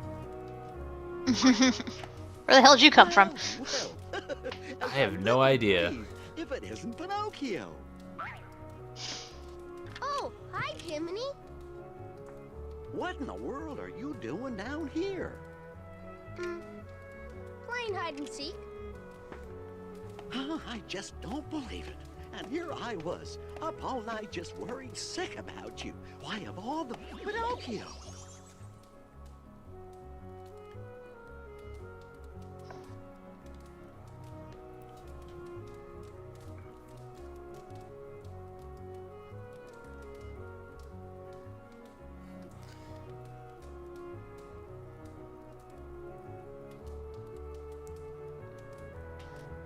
I don't like Pinocchio. I don't either. He falls into that category of almost too dumb to function. Almost. And I get it's because he's naive and he's not human, doesn't know how the world works, but dear God, like a little common sense. Especially once you get to Monstro, he's almost unbearable at times. Mm-hmm.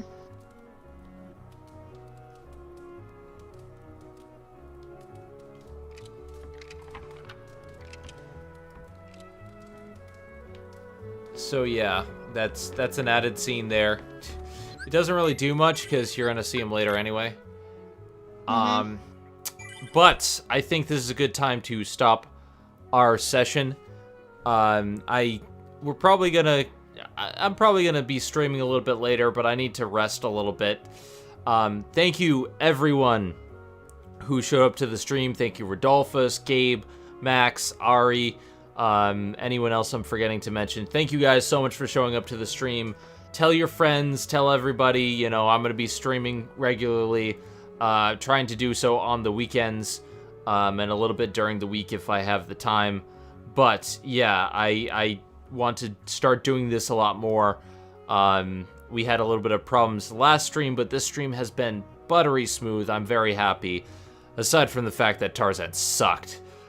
But we're past that. We're getting into bigger and better things, and so yeah, we got quite a bit done today. We got all of Tarzan, we got all of the Traverse Town Keyhole. Next time is going to be Olympus Coliseum for the Phil Cup, and then we're going over to Agrabah. With that being said, thank you guys once again for watching. I'm Zenith Warrior, and tell all your friends, come watch the streams. I'll be saving all of this in the highlights. And yeah, like, comment, subscribe. You know, if you feel like it, you know, you can always donate. I have a donation button right under there. Or you can, you know, just follow, and it'll let you know when I start streaming again, which should be sometime soon. With all that being said, have a good one, guys. Hey, this is Megami33. Thank you for watching Zenith Will Review. Don't forget to like, comment, and subscribe for more awesome videos. If you like what you see, check out the Patreon page at patreon.com/ZenithWillReview.